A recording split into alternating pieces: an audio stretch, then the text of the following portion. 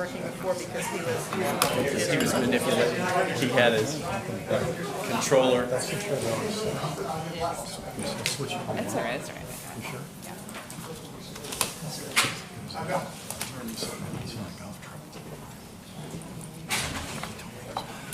He does like to do that.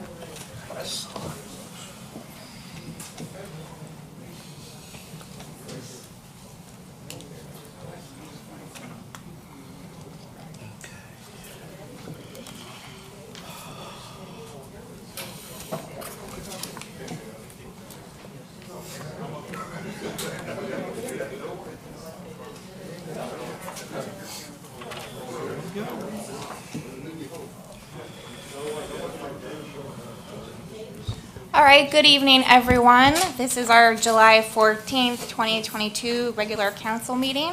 Lori, can I get roll call? Mayor Young, Here. Vice Mayor Stone, Here. Councilmember Ambra, Here. Councilmember Brandon, Here. and Councilmember Johnson. Okay, the invocation and pledge will be by Councilmember Ambra tonight. Heavenly Father, we come to you this hour asking for your blessing and help as we are gathered together. We pray for guidance in the matters at hand and ask that you would clearly show us how to conduct our work with a spirit of joy and enthusiasm. Give us the desire to find ways to collaborate and excel in our work together as a community. We ask this in your name. Amen. I pledge allegiance to the flag of the United States of America and to the republic for which it stands, one nation, under God, indivisible, with liberty and justice for all. Hey, can I get a motion to approve tonight's agenda?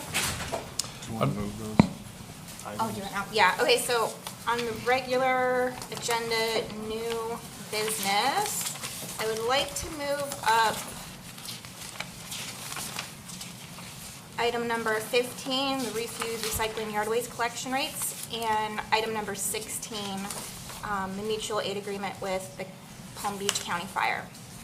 Can I get a motion to approve the agenda with moving those to the top of new business? with those changes, so moved. I'd like to actually make a motion to reconsider the ordinance number 1122 that we was denied last month for another vote next month, or now. That was the one about moratorium. So I think that would be a motion to amend the agenda to add the reconsideration, the motion to reconsider as another item of new business. That is correct. Which ordinance was that? So 1122 on last month's agenda. Is that on the moratorium? That was on the moratorium. Keith, is this motion is to open it back up for discussion? Or? No, this motion is to put it on tonight's agenda, For discussion. and if the council amends tonight's agenda to include this item, when we get to this item, then there would be a motion to reconsider, which would have to be voted on. If that motion passes, then on a future agenda, you would put the item back on the agenda for actual substantive discussion. So right now, the item on the floor is to amend tonight's agenda to add, making the motion to reconsider. Okay. I just wanted clarification on the process there. This is a multi-step process for Okay, sure. and I know it has to be seconded by someone who voted against it last Well, time. so this This part does not. anybody can make a motion to amend the agenda, and Okay. anybody can second that motion. All right. There are particularities on the actual motion to reconsider, which we can address at that time. Okay, all right. I'll second it. Okay, all in favor? Aye. Okay, moving on to presentations. Tonight we have a waste management presentation by Mr. Jeff Sabin. Good evening, Madam Mayor, Vice Mayor, Council, and staff, and public. For the record, Jeff Sabin, Government Affairs Manager for Waste Management, and greatly appreciative of this opportunity. I see you have a long agenda tonight, so I will move through my presentation, but before I do, I wanted to introduce my Senior District Manager, Dwayne Robinson is here representing our operations. And normally, we would like to appear before you under other conditions, unlike this, as an ask, to bring you up to date and up to speed on everything going on within our organization in terms of service changes, conversions to automation, and things that are happening in the industry. But this evening is specifically addressing impacts that are directly impacting not only our business, our industry, but this particular operation. And so with that, it is in conjunction with an ask for a rate adjustment, and it aligns with that as well. So your agreement does allow for a request and for consideration only, as long as the petitioner, in this case WM, and that's the new thing, our new name is, and our new logo has been changed from, it's formerly Waste Management, now we're just called WM. It's quick and easy, and it's a branding kind of scheme thing, and I guess it goes along with FedEx, UPS, and now WM for Waste Management. So with that, I'm going to move through this presentation again. High level, we're going to basically run through the impacts and what has happened. And this is a look back as well, because this doesn't include the most recent inflationary number that's mind-boggling, that hasn't actually, I don't know of any, I don't know if there's a crack or crevice or anywhere that you're not feeling some impact. But specifically for us, our maintenance costs, fuel costs, and labor costs. And I'm going to spend a little bit more time probably on the labor piece this evening as we move through the presentation.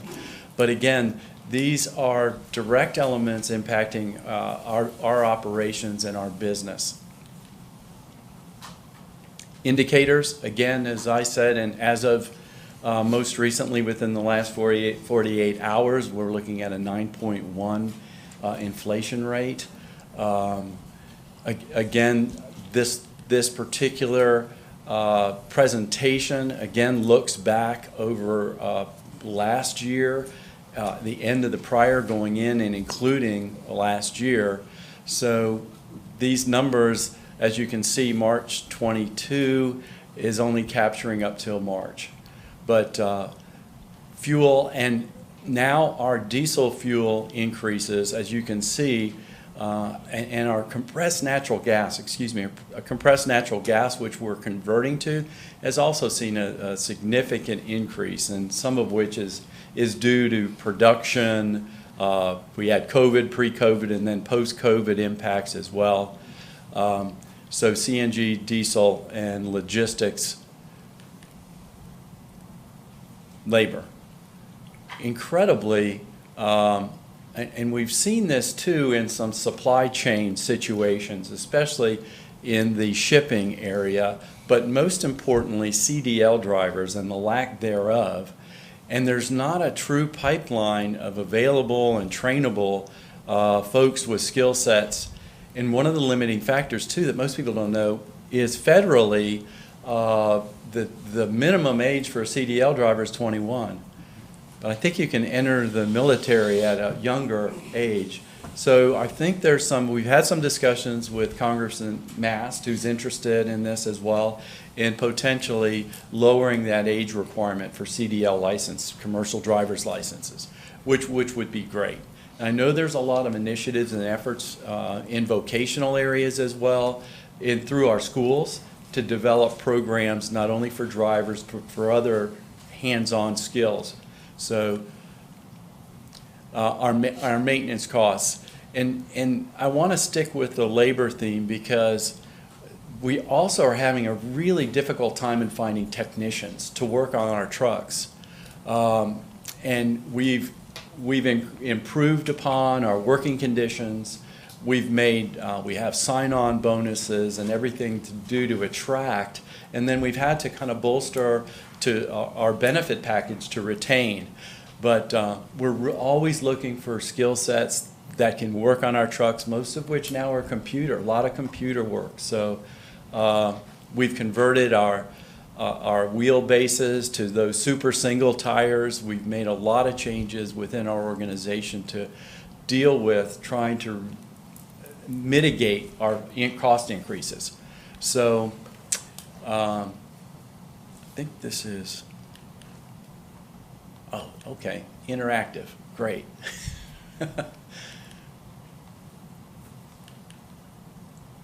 We still haven't been able to tap into all of those available folks that aren't working. We'd love for them to come and join us. So this is like a dual, and everywhere I go, I send out invitations to come visit our website to look at the future in a company, in a Fortune 250 company like Waste Management. We've expanded our education to include entire families. We continue to work on retention. And again, our driver shortage. We've improved on our compensation, as I just said, streamlined hiring. Our training process for WM employee inbound onboarding, as we call it, is incredible. We first of all, they have to pass all the screening to be eligible, and then new drivers are trained. We send them for 2 weeks to Fort Myers for hands-on training, where they not only get an opportunity, we do a lot of book training, but we have simulators as well. We have actual truck simulators that they are able to be tested on. I keep referring to, and this is again just a trend line, and this is only capturing up to and through December of this past year. And where I'm going with this is to the village's existing rate, and then what our ask is, and also to have a real brief discussion about the current rate structure. And you can see, going back to 2016, right on up and through, and including the most recent month in 2022, the current escalator is what we call a water, sewer, trash, which is a form of CPI, which is specific to our industry, and which captures all those costs that we just described and reviewed very quickly. The beauty of your agreement from your perspective is there's a 3.5% annual cap. And over the past number of years, you can see the index change and how your rate has been capped and protected from the actual inflationary and other cost increases, putting us in this kind of precarious position right now, where we're asking for an additional increase of 10.8% on top of the 3.5% cap that would be applied to your current rate of $13. And I'll just get right to the letter, because I think I've covered. So, and I've been in communication with the village manager, with Jeremy. As we entered this year, I could see and understand the inflationary costs and how it was impacting us. And I wanted to do basically a look back over the past year to capture year over year, which we did, April over April. And then, as you can see, I provided and sent and transmitted the letter in June for the request to be considered by mayor, council, and hopefully approved for the annual October increase. The overall increase we're requesting is $1.84.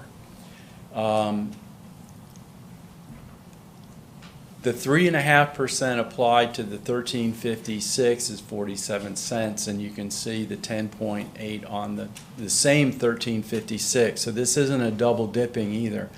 All we did is apply the 3.5% to the 1356, and then the 10.8 to give us the $1.84, which equates to 7 cents per pickup. That's the beauty. Also, your service level is twice a week garbage, twice a week yard waste, once a week recycling, and then we pick up bulk once a week as well, which is all those things that we can't manually load into the rear loader or pick up manually in vegetative waste or the bulk materials. All of that is built into your rate. And then one of my comments, I looked at the comparative for the rate where if you approve the increase, that new rate of $15.40, the Palm Beach County average rate today, including if you do approve that, is almost $20. And you can look around and see the activity that's happened most recently. We were in the news in the town of Jupiter. Our contract came up. We gave them a rate. We told them what it would be, and then they solicited it, and it came back the rate we said plus some because they didn't negotiate with us, which is all fair. But the next lowest rate, we were at $21.95, round up to $22. The next lowest rate was $41. The next lowest rate was $51 for the same level of service that we're providing you this evening. And I think most recently also the town of Palm Beach Shores sought to negotiate, and they came in with I think a $17.32. Now this is for, and this is what I'd like to come back and I'd like to work with your staff, with Jeremy and your staff, to talk further into next year about the potential of converting to automation to help us mitigate these costs going forward. So with that, I appreciate the time. I hope I didn't take too much time, but I really appreciate the opportunity to make the presentation for your consideration. I know tonight this is just a presentation. If it's something of interest that you would allow your manager to pursue, then I cede to him, and thank you so much. Thank you, Mr. Sabin. Council, any comments or questions? I just have a question about the driver's license training. If we are losing Florida training truck schools, would someone be able to train, let's say in Georgia, and then come work for you? Yes, Yeah, okay. we would just have to compare to a Florida driver's license. Okay, I'm just curious because I do support trades and vocational career paths, and I was just kind of curious where we're going with that because we have the same issue with bus drivers as well. I don't know. We're looking at interning too. There's some, through the Economic Council and some chambers of commerce, they're developing some of these programs through some of the funding that became available during COVID. So hopefully we'll have that additional opportunity to maybe have some interns and to come in and supplement. Okay, and then for automation for the future, it would still be 2 times a week pickup, right? That's correct. Okay. Not once a week for more money, like Okay. some I know our some other residents place love the 2 close times by a week. that's been in the news a lot. Okay. That's all I can say. All right, thank you. Any other comments or questions? No, I think Waste Management's been a great partner. I think they've proven themselves over many, many, many years, and cost-wise, I think we probably have one of the best deals in the county. So I want to thank you for your continued service to us, and I think what they're asking for is exceptionally reasonable under the circumstances. No comment. Okay, I have some comments, but I'll wait till the resolution and discuss them then. All right, moving on to the consent agenda. Can I get a motion to approve? So moved. Second. All in favor? Aye. Okay, end of the consent agenda. All right, do you have any communications from citizens tonight? Lori? We have Kurt Town.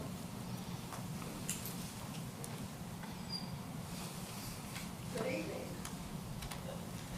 My name is Pert Town, and I live at 364 Fairway North.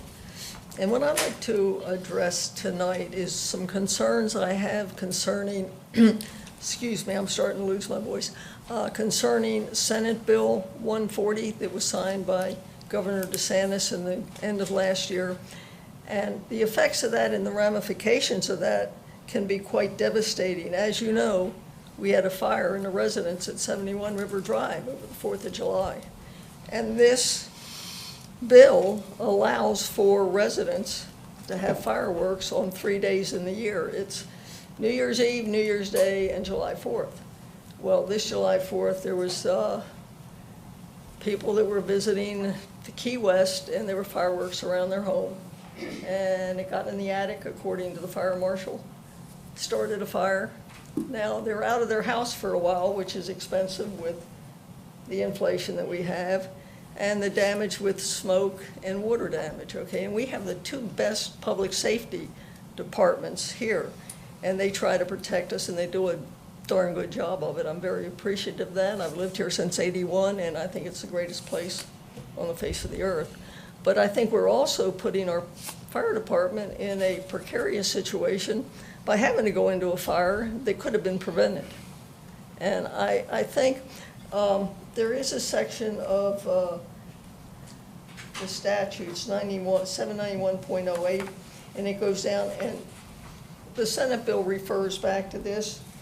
And in that, it states the legislature does not intend for the application of this section to supersede any prohibition against the use of fireworks contained within a legally executed and properly recorded declaration of covenants or covenant running with the land of any homeowners association pursuant to Chapter 720. Now, I was told that municipalities cannot enforce their fireworks ordinances that they had on the books prior to the Senate bill being passed. If they can allow a homeowners association to do it, I think a village should be able to do it, because we don't need having homes catch on fire because of people shooting off fireworks.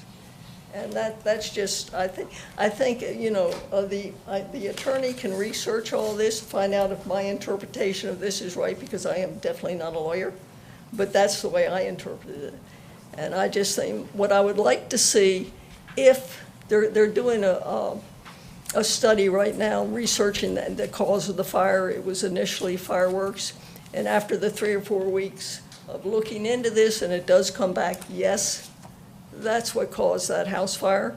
I think the village, I would like to see the village write a letter to Governor DeSantis and maybe incorporate Fort Pierce and Port St. Lucie too, because they had fires in homes in those areas on the 4th of July. Because we do need safety, and that's one thing we pride ourselves in. And that's all I have to say.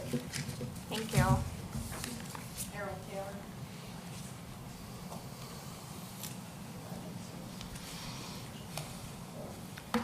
Harold Taylor, 13 Chapel Court. At last month's meeting, we had a citizen come in asking if he could have chickens within the village. When I was a kid growing up in Vancouver, we had a couple that lived across the street from us. They had a chicken coop with chickens. Didn't share the eggs with any of the neighbors. Didn't share the chickens with any of the neighbors. But they were generous. They did share one thing with everybody: rats. Way back, I want to say 1953, City of Vancouver passed an ordinance outlawing chickens within the village. Within the city, I should say. That was 70 years ago. I would suggest before this council makes a decision either to allow the chickens or not allow, you talk to other agencies and see what their thoughts are. Second item, I brought it up last month as well, communications from citizens. I understand why we have a 3-minute limitation on public comments. The clerk's office explained that to be fair, this limit should apply to all citizens equally. That's one side of the coin. I suggest that we need to flip this coin over and read the other side. It says that the 3-minute limit treats all citizens unfairly for several reasons. Number one, the First Amendment to the Constitution, part of the Bill of Rights, guarantees freedom of speech.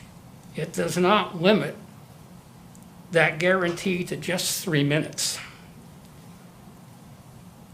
Council in the past has allowed many times over citizens to go beyond the 3-minute limitation.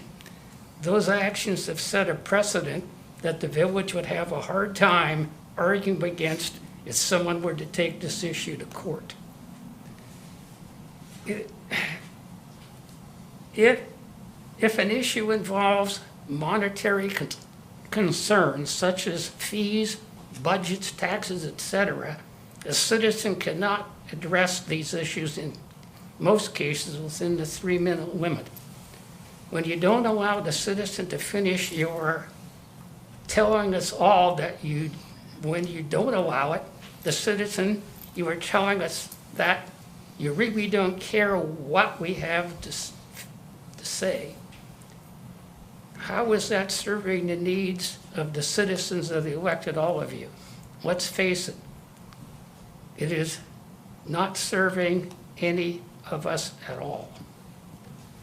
I refer you to the way Tom Bradford was treated at the May council meeting. That was a total disgrace. It should not be repeated. Please reconsider the issue. Thank you. Nope. Okay. Moving on, any communications from council tonight? I'm good. I'm good. I have none. I have none either. All right, moving on to standing reports. Keith?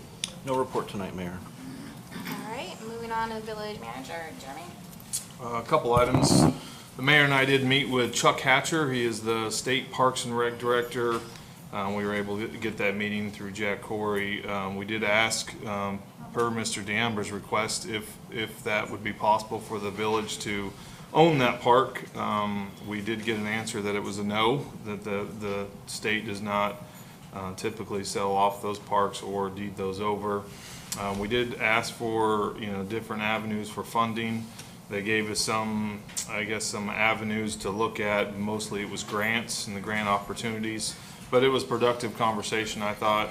And then due to the timing of the FERDAP grant for Remembrance Park, the $50,000 park grant that we got for over there at that park, we are going to, withdraw that application and apply for the $200,000 grant, just due to the timing of the termination of that grant being next year and where we are in the process for planning of that park. I think it'd be in our best interest. This $200,000 grant does allow us to reimburse ourselves for designs which are underway for the park currently.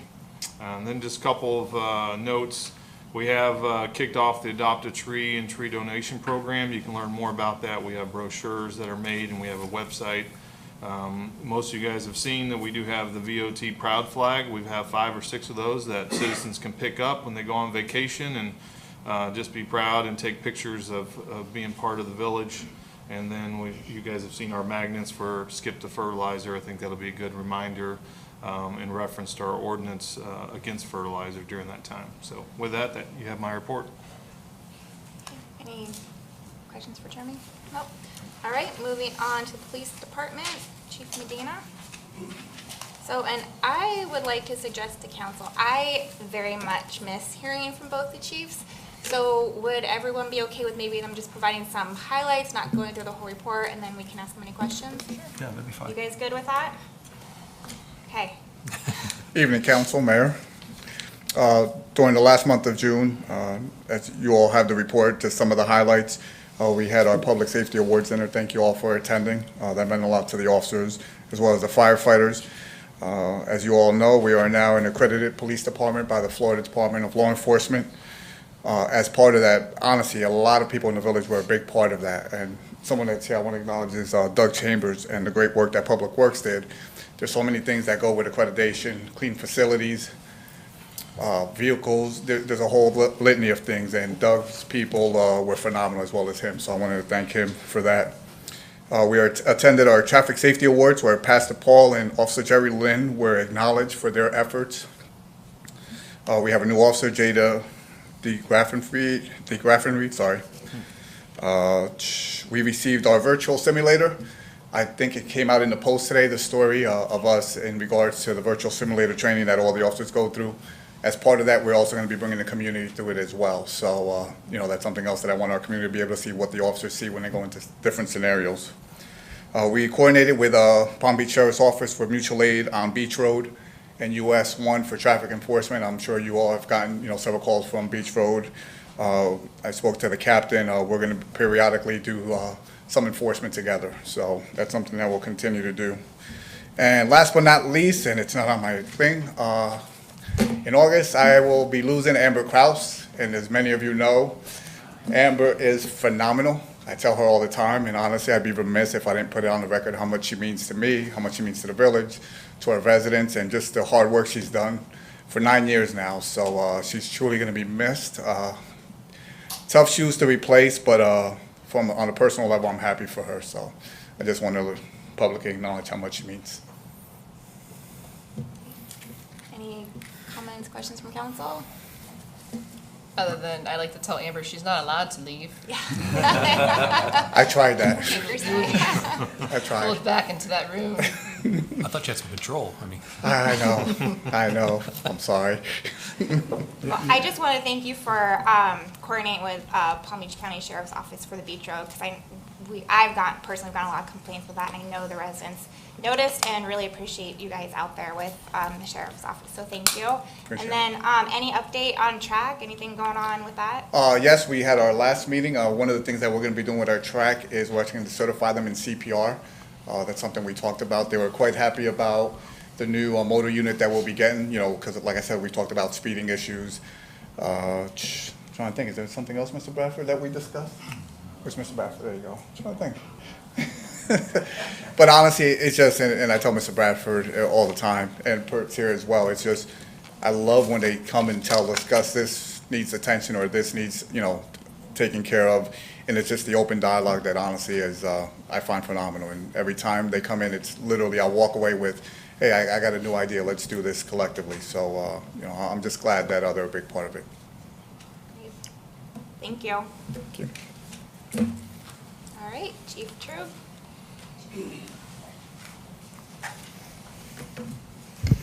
Good evening, Mayor, Vice Mayor, Council, Mr. Manager, Village Attorney, and Village Clerk. I'll try to keep this short because I know you have my report in front of you. A couple of the highlights. We did finish the review of emergency plans with our assisted living facilities in Tequesta. We also finished the review of hurricane action plans with all departments. So that was accomplished end of May into the beginning of June. We, of course, went to several meetings, the Fire Chiefs Association meeting, EMS providers, training officers, and so forth, as we always do. Regarding training, unfortunately, we did have to cancel our Swiftwater 1 and 2 classes, and that was just simply we just did not have the numbers in order to make that class happen. So I'm going to look at some of my invited guests and go, I need your help next year getting more guys into the water rescue class. Regarding the training, though, we are committed to water rescue. Our shifts are going to undergo dive training here with our divers here over the next couple of weeks. We are planning to be involved in quarterly training, which will involve rapid intervention teams. So that's actually saving ourselves. And again, that's being hosted by Palm Beach County Fire Rescue. We did hire 2 firefighters to come on board. One is to replace a firefighter who left us, and the other one, of course, was to hire early that you guys approved last month. Regarding our public outreach, of course, the police chief already mentioned the awards banquet that we held on June 11th. And again, thank you for coming. It's always good when we know we have the support of council, and you guys being there shows us that, and we do definitely appreciate it from the bottom of our hearts. I know all the firefighters do. That was the first banquet that we held jointly in 3 years. So it was something of a milestone to just get both police and fire in one room again and be able to do that. Okay, now that I've done that, I'll remind you as the emergency manager, COVID-19 is still out there. The numbers are in fact up. It's rampant throughout the area. So I would encourage everybody to take precautions as they see fit. Hurricane season. Again, you guys know hurricane season is here. We monitor the tropics all the time. I get alerts from multiple sources, and I will let you know as soon as little hairs on the back of my neck start to tingle. Future activities, probably the biggest thing I'll say is we're hosting the Fire Chiefs Association of Palm Beach County next week on the 21st, right here in this room. So if you want to see what we're up to, please stop by. I'll take questions. Any questions, comments? Are the trucks still on time at this You point? mean you're worried about the $2 million? I'm not worried about the $2 million. I'm worried about getting the trucks here on time. Yes, the trucks are in fact on time. In fact, I don't want to jinx myself, but I believe they're slightly ahead of schedule by a couple of weeks. That's good news. So we're looking at delivery of the new aerial, let's say March of next year, with the engine probably still slated for July to August. Okay, sounds good. There will be, I will mention too, there will be a little delay while we put all the equipment on board and, go through that process. I did have one medical question. Obviously, our crew knows how to do CPR when they get, and our officers know. If somebody is choking, what is the newest modern way to do it? Do you guys still do Heimlich, or do We you still guys do use the that Heimlich. device that sucks the face? Are you talking about layperson or fire rescue? So we do still do the Heimlich maneuver. That's basically a BLS procedure. Of course, our paramedics can actually use equipment to remove the item. Obstruction. Okay. The obstruction.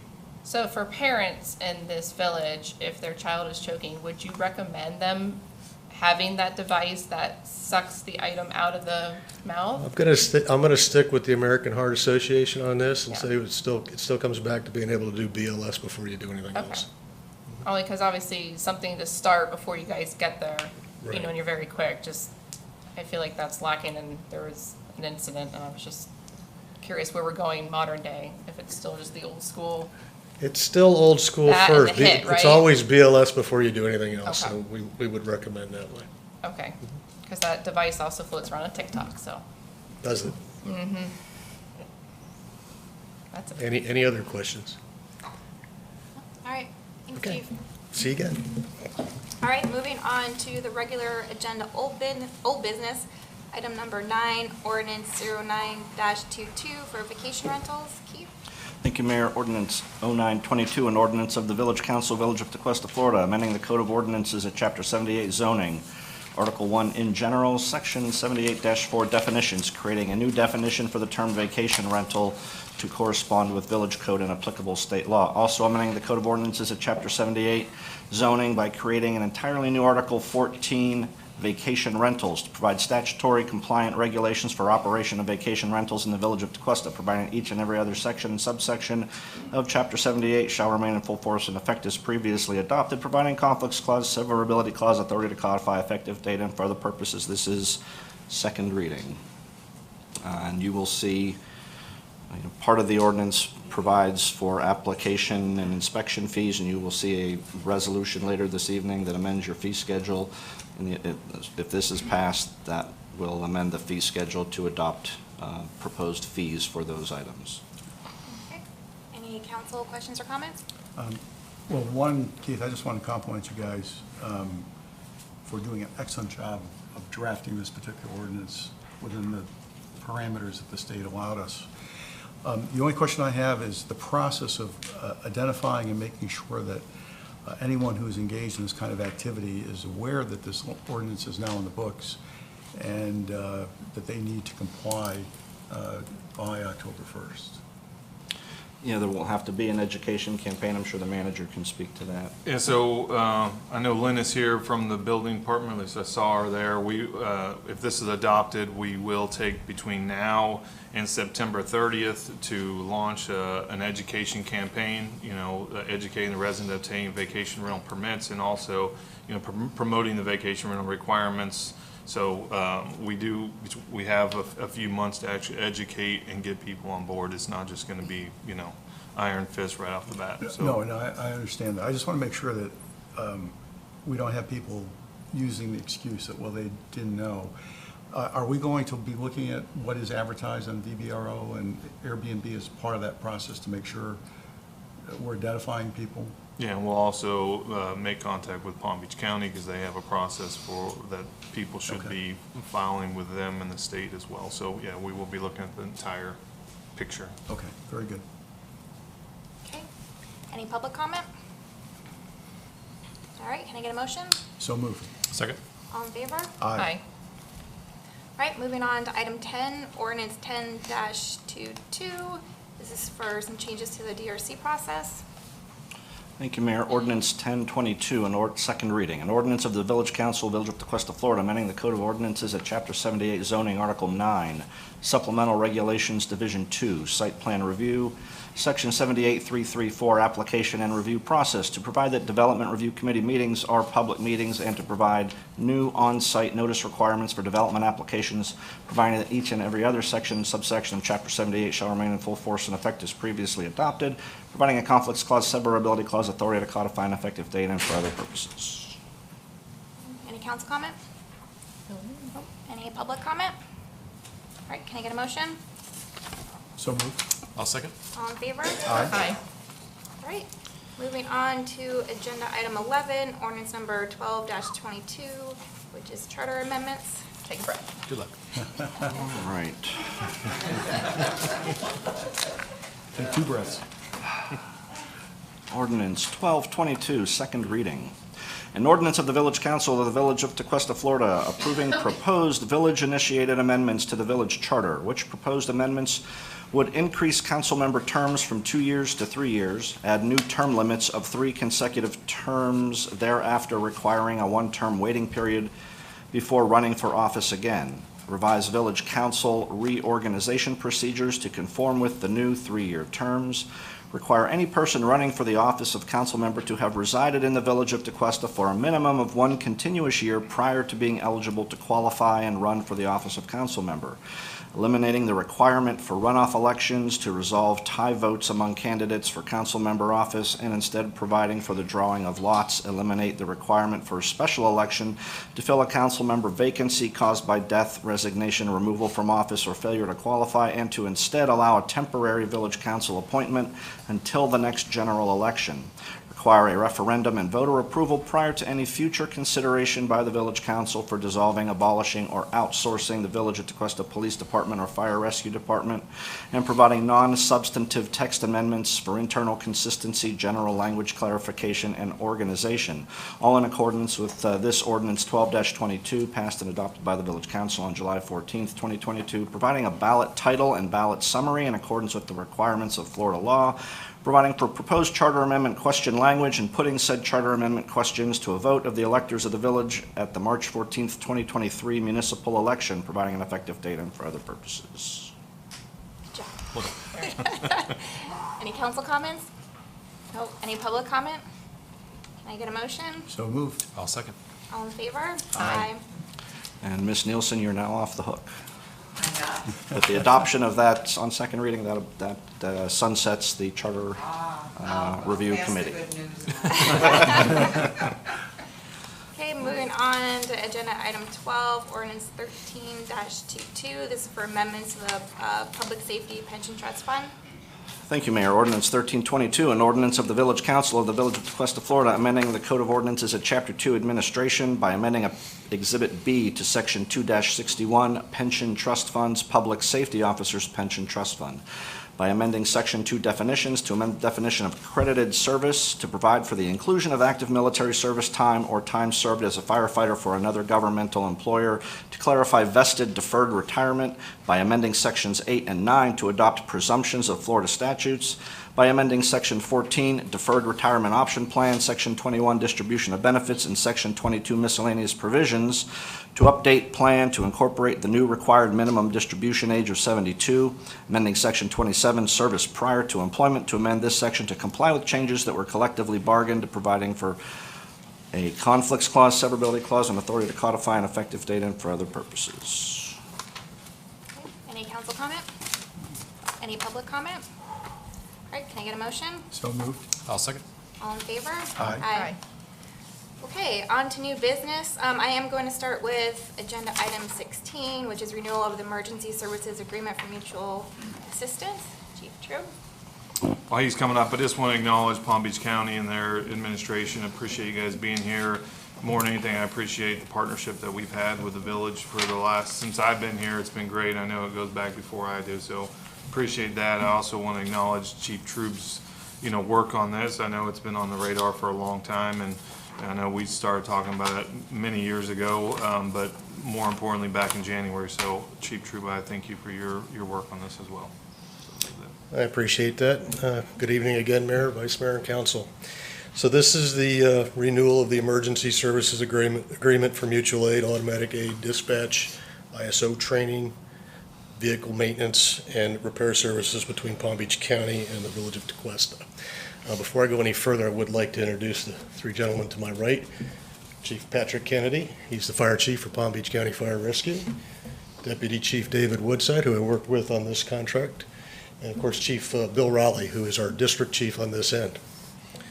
Before I get into the nuts and bolts of the contract, one of the things I wanted to point out was the tremendous working relationship we have with Palm Beach County Fire Rescue. The fact that we've been able to improve training for both agencies through our quarterly drills, affecting ISO scores, but more importantly, allowing us to work together as one team. And I think that's important. When there's a major incident, such as the fire on July 5th that was brought up earlier tonight, both agencies respond. In fact, in that instance, we even had units from Martin County. It's important that firefighters and officers understand each other, that they trust each other, that they're trained to the same level, that they meet the expectations of the other units that are there. That's why we feel so strongly about having this agreement and having this camaraderie between the two agencies. That fire was dispatched as a carbon monoxide alarm. One unit dispatched to it, one engine from our station. Our officer arrived a little after 3 in the morning to fire coming out of the roof. He requested a full alarm assignment. He initiated action. Palm Beach County units from Station 18 and 19 backed him up pretty quickly. They were able to contain the fire to that attic space. Okay, yes, there's a lot of smoke and water damage, but it's the teamwork that allowed that fire to be contained. And you don't get that by accident. You get that through hard work and through agreements like this one. So, without further ado, contract is for 5 years, provides mutual and automatic aid, provides for dispatch, provides for vehicle repair and maintenance, does increase the annual payment for our primary response area that we cover for Palm Beach County to $249,790. There's 2% escalator beginning in October 1st of 2024. It does provide for the previously mentioned ISO training, but it does something else. In talking with Chief Woodside, we kind of both agreed that I think that training would be important, is still very important to both agencies. You've heard me talk several times about succession planning. This is kind of where the rubber meets the road for us. We've got new fire officers that we've promoted over the last couple of years. I've got new officers going to be promoted next year. I've also got young rookie firefighters coming in at the bottom of our department. This plan provides for officer development training with Palm Beach County Fire Rescue, 2 officers per year. So there's absolutely no reason I can't have all of my officers go through that training before this agreement ends. This plan provides for 4 seats in their driver training program. Again, I'll mention the new guys coming in at the bottom who will need that driver training that Palm Beach County can provide.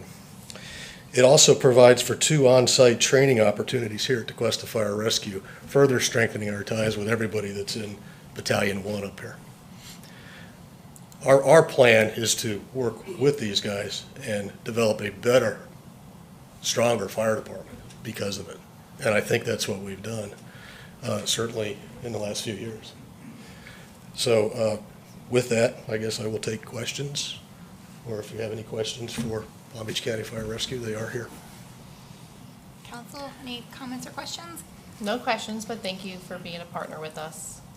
We need you and we welcome you. I can't add anything more to that. That's good. Good. Okay, so I'll close just by saying I wholeheartedly hope you approve this. I have one question. Fire away. On the temporary station on the north side of the bridge after it closes, on our agenda it says you're planning to have one. Is it, when will we know for sure if there's going to be a? You want to handle that, or you want me to take a shot at it? Okay, Chief David Woodside, Deputy Chief Palm Beach County Fire Rescue. Good afternoon, Mayor Council. Thank you for the opportunity for us to partner together actually and share and provide public safety to the community as a whole. One of the things we know, the bridge is closing and that's the plan. We're working with, actually going back through COVID, DeQuesta Fire at one point in time occupied one of the houses over there with the Bureau of Land Management. And we're working with them now to occupy another house.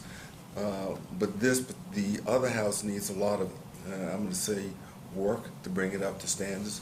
And we're committed to doing that, to bring it up to standards, to serve all of our citizens safely. So it's an active process now for us to be successful with that. Okay, great. It'll be a nice peace of mind to have you guys on this side of the bridge during that closure. Yeah, and it's significant because it impacts all of us. Yeah.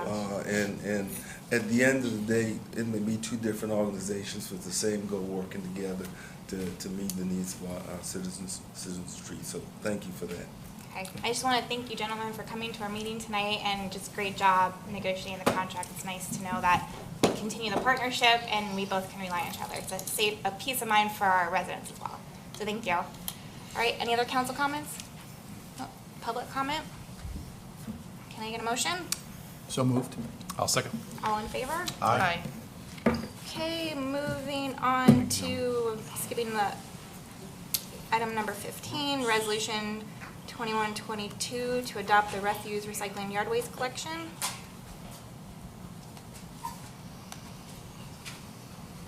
Mr. Snyder's going to tackle this one, or at least give you the overview.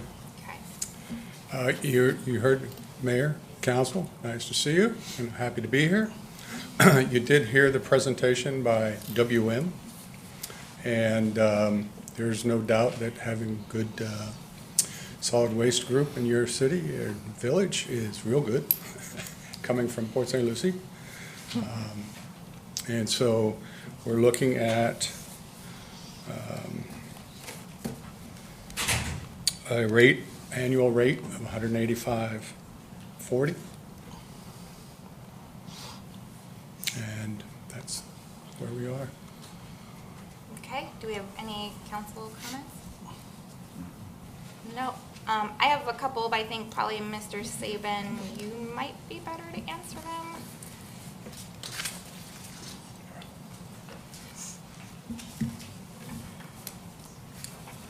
Yes, One ma'am. second. So I do want to say, you guys, at least from what I've experienced, have impeccable service here. Thank you so much. And I do want to, it goes without saying, everyone's been feeling, cost impacts from, material cost escalation, labor shortages. Everyone's feeling that. But I did just have a couple of things I wanted to point out. In the section, the article 17.4, which is what you guys are referencing to for the cost increase, in there it says that the request must be made within 90 days of the occurrence. Obviously, the inflation has been ongoing, but I know last year, I was paying double in steel costs on projects. So I don't think that the manager, and Jeremy can correct me if I'm wrong, I don't think the manager was notified until the end of this March that there was a potential cost increase coming. So I kind of want to understand from the terms of the contract it wasn't followed, and why has it taken this long for you guys to tell us if there's going to be a cost increase? To the timing, and specifically the language in the agreement, I think our issue was we were trying to model and accurately assess, and so we had to actually go and internally audit and model so we could come back to you with a specific request on that percentage. In terms of the exact components, in this case it was labor, maintenance, and fuel, and some other, 4 different components that were essentially mostly impact. But to answer your question, I wanted to make a notice official, and that's why I sent the letter in June, so we would comply with the notification. And again, I'm not the attorney, but I didn't feel that was an issue, nor did we come before you or make contact with you with that specific understanding that we had to notify you prior to the June letter that I sent. Because I did have meetings and I did have conversations with the manager prior to, as we were developing and doing the modeling. But it did take longer than I would have liked, but we wanted to be specific and accurate. That's why. And we wanted to present validation. That's the other reason too. And that's all part of it. But from a timing perspective, I didn't think legally we were within a particular window. I'll just put it that way. Can you advise on that at all, Keith? With the 90 days notice or within 90 days? With the circumstances that are driving this request, I wouldn't be able to advise the council that the 90-day period started on any particular day. I wouldn't know when to start counting that from. I mean, I think the mayor's comments are well taken, that we've all been experiencing these inflation issues and the supply chain and material issues. How it impacted waste management is for them to explain to you to your satisfaction. But this is not a situation where, for example, a law changed or the village annexed a whole bunch of residential units and there's a start date that new customers had to come online. There's no definitive starting point, so that makes this a little challenging in that regard. And I honestly would not know how to advise you on when that 90-day period actually started. This may be a situation where the contract language is inadequate because it implies that there is a specific occurrence, as you just described, that triggered this. And this is not a specific occurrence. It's a rolling sequence of events. So I don't see a problem with it. And if anything, maybe we just need to change the contract language to more accurately reflect the reality of these types of circumstances. But yeah, I don't see this as an issue either. Because this wouldn't really fall under force majeure either, would it? I'm sorry? This wouldn't fall under force majeure either, would it? This condition? Probably not. Okay, and my other question, under the same article, it says, any such request shall be supported by full documentation. I will say the documentation is mostly just on your letterhead, so we're kind of taking your word for it. Can you kind of tell us how you came up with the percentage? Maybe just explain it a little better. Sure. And what I didn't represent is that this, if approved, only applies to the residential rate. The commercial rates and the roll-off rates that are incorporated in the franchise agreement are not being adjusted through this special escalation request. I relied on our financial analysts and our pricing managers to get with the specific departments, and they went through an actual audit process where they did a look back and they took all of our costs and expenses associated with our operation specific to the number of trucks allocated for Tequesta. We had to refine it down to that point because there are allocations involved as well. And they took those specific expenses, including mileages and things like that, and it took quite a while for them to break it down, and then they only chose those specific components as well, as I said, which were labor, maintenance, ops support, and fuel. And to explain each one of those, labor is direct labor. That would be the manpower and the man hours and the route hours that are specifically assigned to the routes that collect only in Tequesta. So we had to break those routes out because admittedly, there are some routes that cross, and there is some. So we had to go through that process. Maintenance, which you see as a negative, it went down, and actually those costs, because the village also benefits from the fact that we operate and have larger contracts. So economies of scale in ways in which we help us mitigate and reduce those costs to you all, which we pass back to you as well. And then ops support. Ops support is basically everything that supports the route. So we, in this case, have to drill down in to identify that man, we call them man hours allocated for route managers and internal dispatchers. And then we have actual ops support people that do the routing. They do the customer service, as is built into this as well, and also the internally, we have a person that actually generates the monthly reports and complaint reports, and his administrative costs are associated with that. We had to capture those as well. But those are primarily, and that's why it really took so long, because we had to do allocations to do it as well, to give an accurate accounting for it. Okay, thank you. That should have been in the backup. That was a really great explanation. Thank you. All I apologize for that. right, any other comments from council? I do have a question, if you don't mind. Are you at liberty to negotiate any of these prices at this moment? We, and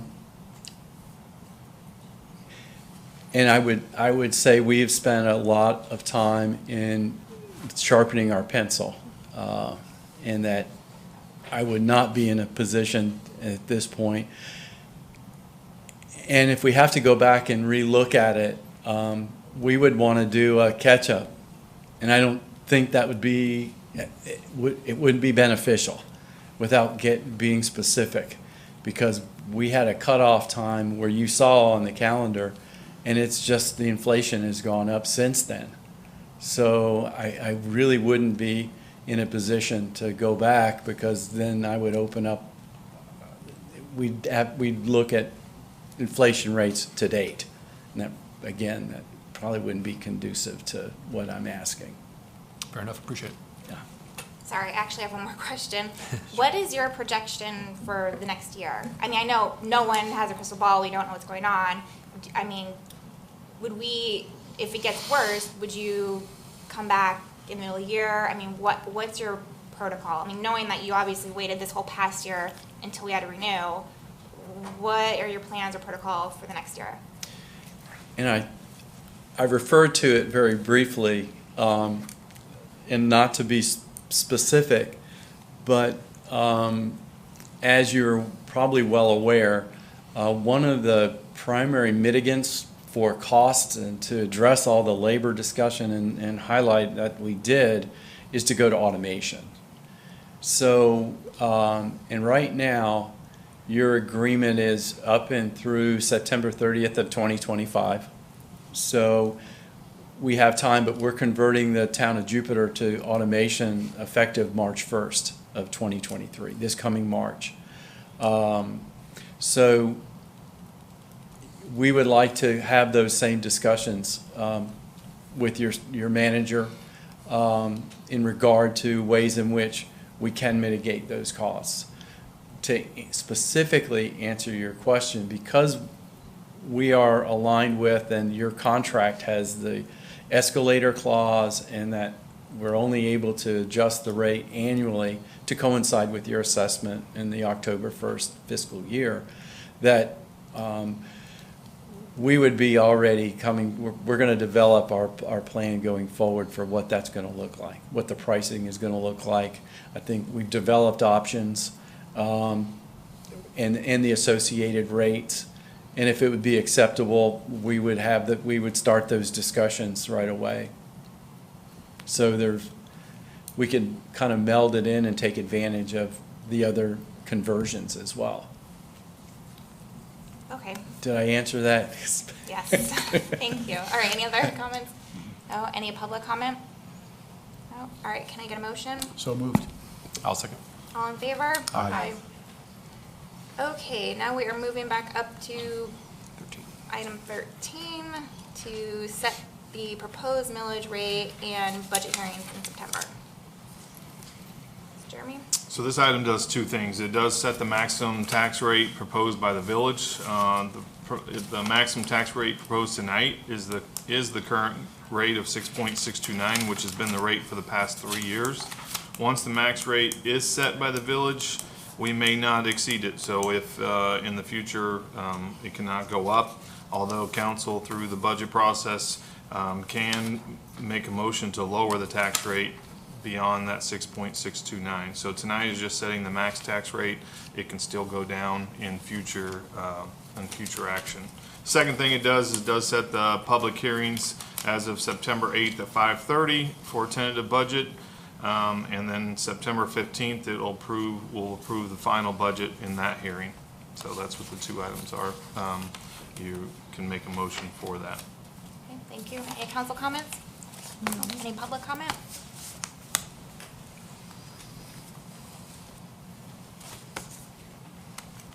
Harold Taylor, 13 Chapel Court. I just have a question. What's the current rate?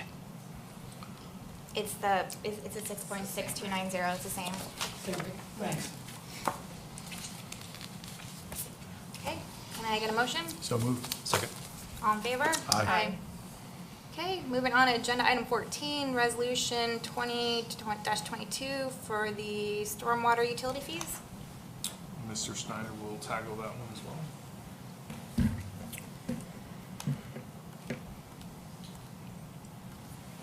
Good evening, Mayor, Vice Mayor, Council. Glad to be back up here on a little better look here. We're looking at the stormwater fund now and the rates that we have.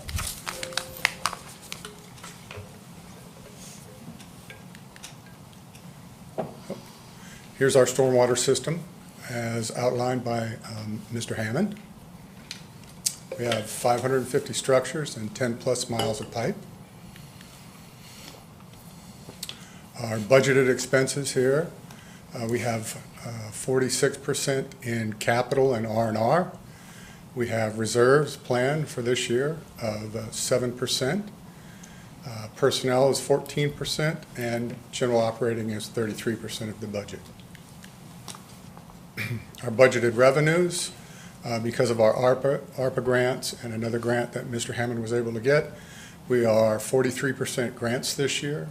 In fact, we are putting more than one full year's worth of collections into the system. You have authorized that, so that's a nice thing.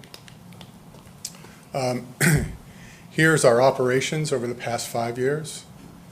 You can see that in 2018, we did almost $400,000 in repair and maintenance, R&R is what they call it. And so that was to one of the ditches or stormwater ponds. Here's this slide. I went back and looked over 15 years on operations.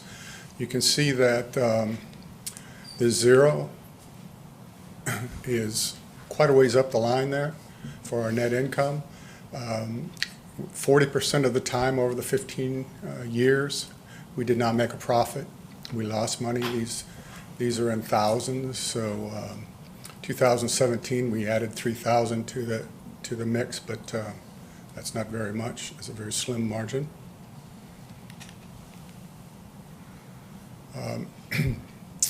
Major drivers affecting the rates, the pipelining, and repairs, stormwater road repairs, Tequesta Drive stormwater improvements, and different sidewalk projects. Now, of that pipelining and repairs, ARPA fund is $188,000 of that. And then these are future needs. We take that out of our 5-year capital plan. You see that $315,000 for the El Portal Drive stormwater improvements, stormwater pipelining, Dover Ditch bank restoration, and more pipe replacement. Of that, $400,000 is funded through our ARPA money.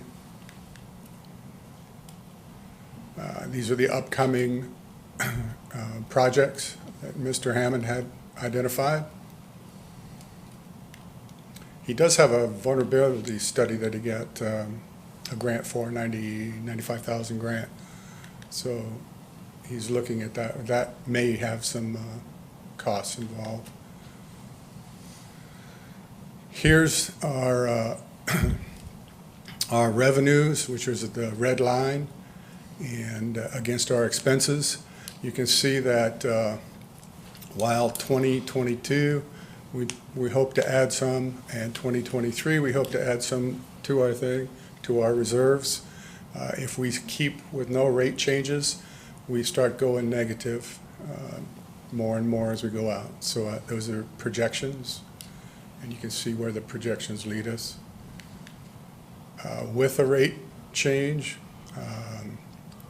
you'll see that we start to add to our reserves.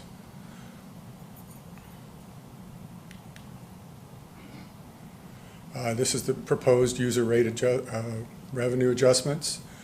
This is on the house size, 2,500 square feet to 4,600. That's about 33% of our residents there, or 33%. You see that it's a $5.99 adjustment, 5%, and starting October 21 or 22. And our condos are about 38%, I believe. I might have those numbers backwards. But that gets about 71% of the residents. Residential dwellings is what I want to say. You can see theirs will go up $4.01. Here's our comparison on the base residential rates. It's base, the comparables that I got were mostly the smaller houses, so this is against our smaller, but we're pretty well dead center of the ones that we have, of these municipalities that you see here. And Boca's the lowest in everything. The rate adjustment just allow us to tackle our deferred capital investments. And it just helps with all kinds of things. It allows, if we get a fairly good reserve balance, would allow us to be able to borrow money if we wanted to. And it provides more money to keep going. All kinds of good things. And recommendation is we approve the rate resolution. And then it's important for us to continue to watch and monitor the financial and rate position of our stormwater. Make sure that we're doing what we need to do. And with that, I'll take any questions. Thank you. Council, any comments or questions? At this point, I know you showed a series of 5% increases over the timeline, but at this point, you're just asking us for the one-year increase, correct? Correct. Okay. And that gives us the opportunity to go back and look. If Right. we don't need to do it, then we Okay. won't ask for it. If, All right. you know, if it has to be adjusted because we have more breaks or something, then we may have to ask for more. So instead of trying to lock us into a long term, I think it's better for us to look at it. If you don't mind going back to the slide that showed kind of the revenue coming in and kind of not quite having enough revenue to cover and the spike in 2022 or 2023. I think it's a good slide to see. It's like, well, what's going on there? Revenue going up, and explanation of that is the ARPA funds. These right? are the ARPA funds hitting our And system. so that's where I just want to make sure it's clear and on the record that, hey, that spike is also an increase in work being done and the revenue coming in from the ARPA funds to cover that. Absolutely. Yeah, I mean, like I say, it's like $588,000. It's more than we collect in a year from assessments. So it will help. Any other questions? Okay, I just had a couple. What is our reserves right now? I know we got an updated net position chart today with the corrected math, so. At the audited fiscal year end of 2021, we were at minus $18,600. That's not a good position to be in. We like to be more around 250,000 for reserves, emergency reserves, those sorts of things. So yeah, it was pretty dismal. The projection going on to this coming year, the one we're in right now, looks like we're going to do a little better because we have the ARPA funds coming in, so we're not using our own so much. And it's going to jump up to roughly 30,000 if what Mr. Hammond told me he was going to spend or was going to be spent is true. Okay, and if my notes are correct from last year when we did this, I felt like we were told, well, you said this, the minimum target was 250,000. But at that time last year, we were close to that. So I'm sure, was there any emergency projects? I'm sure they came across our agendas, but can you maybe just remind us like what depleted that this year? Our reserve balance from the audit of 2020 was quite substantial, and we used that. I'm not entirely certain how we used or why I used it, but we used that for projects that he had. So Several, ate it up. several emergency projects that came up. I mean, it wasn't a mismanagement of the funds, it was, I guess, delayed maintenance that wasn't done, and it caused us some issues, and so we've had several capital projects that had to get funded in an emergency situation. That's what's driving our rates. If I'm not mistaken, I think most were in the Pines.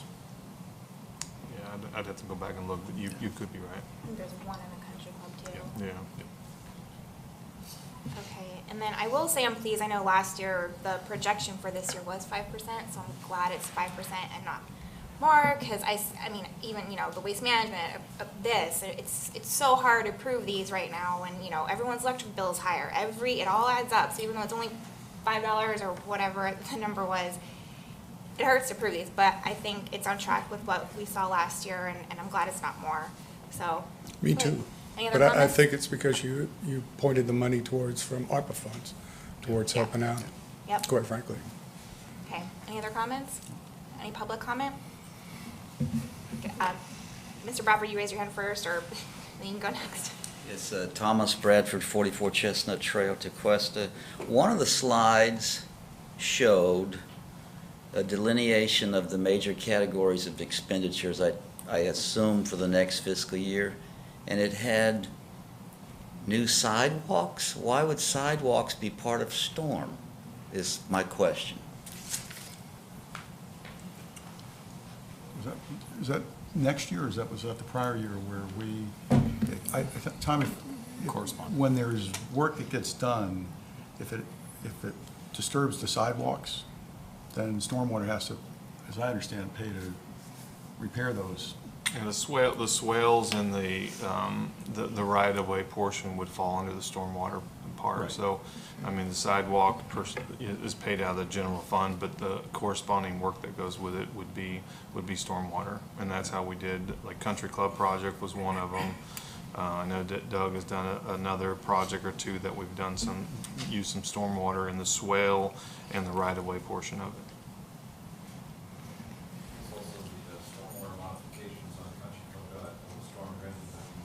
Yeah. Okay, all right. Kristen Powers, 19980 Hibiscus Drive. Just a question on the sand that gets moved around on the beaches. Is that tied into any of this, or what project is that, or what fund does that come out of? I've just noticed a big difference from moving here 7 or 8 years ago to, you know, we've been moving sand around, and I'm just wondering where the expense comes for those trucks, and it's a concern of mine. It just seems like Coral Cove Reef area has changed significantly. There was tons of fish when I first got here, and now there's no fish there. So I didn't know if that came out of any of this with the management of the storm sand getting moved around, or where that would come out of, the monies for So I can those. tackle that. So Coral Cove Park in that area over there, that's managed by Palm Beach County. They did a project in January to come do it. I don't know that, you know, how sufficient it was. We have reached out to them just recently about I'll say about a month ago, to just try to get us back on the list to do that. I know there's been some concern with our recent conversations with the R3 district over there, but we do not manage that. We don't have money in our budget for that. Palm Beach County does that. I know the state has some funding available. We're trying to look at those avenues as well per council's direction. So we do not have money budgeted for it, but we don't upkeep that area over there. But we can try to be an advocate for it. Okay. Yeah, I just feel like the health of that area has changed significantly, and it used to be more attractive to go into the water and be able to see all the fish and snorkel right there, and that's all filled in with sand now, and it's even encroached up onto the beach.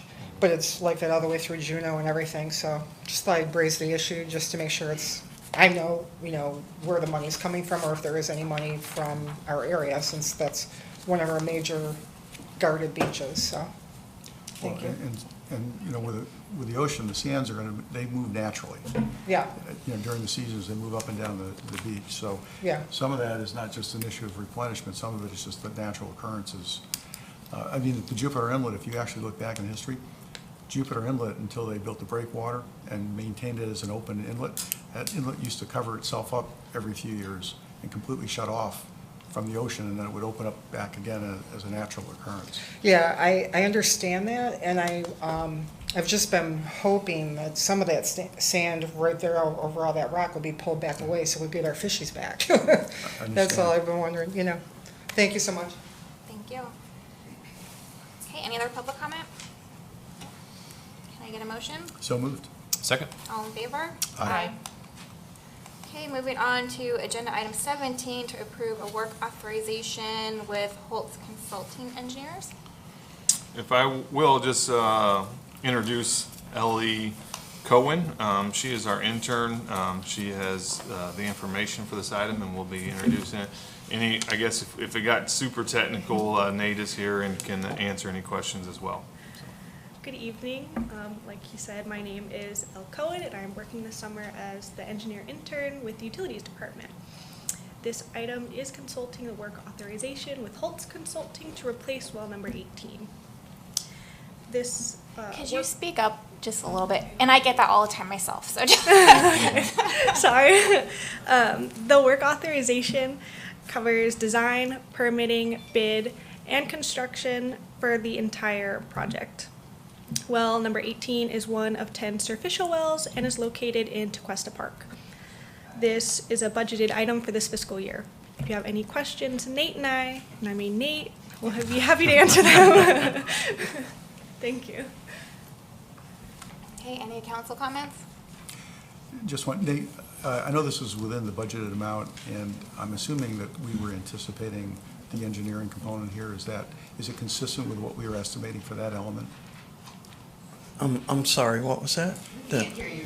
I'm sorry. I said, I know this is within the budgeted amount, which we've already approved for this year, but my question was, the engineering component, which we knew was going to be forthcoming, is the engineering expense consistent with what you were expecting it to be? Well, the rehabilitation of the park wells, 18, 19, and 20, we knew it was going to be quite extensive. Right. They are, 35, 40 years old, and the original design, they're below grade, and so far we've been able to keep ahead of the health department demands, of keeping them within standards. But this sort of project with this,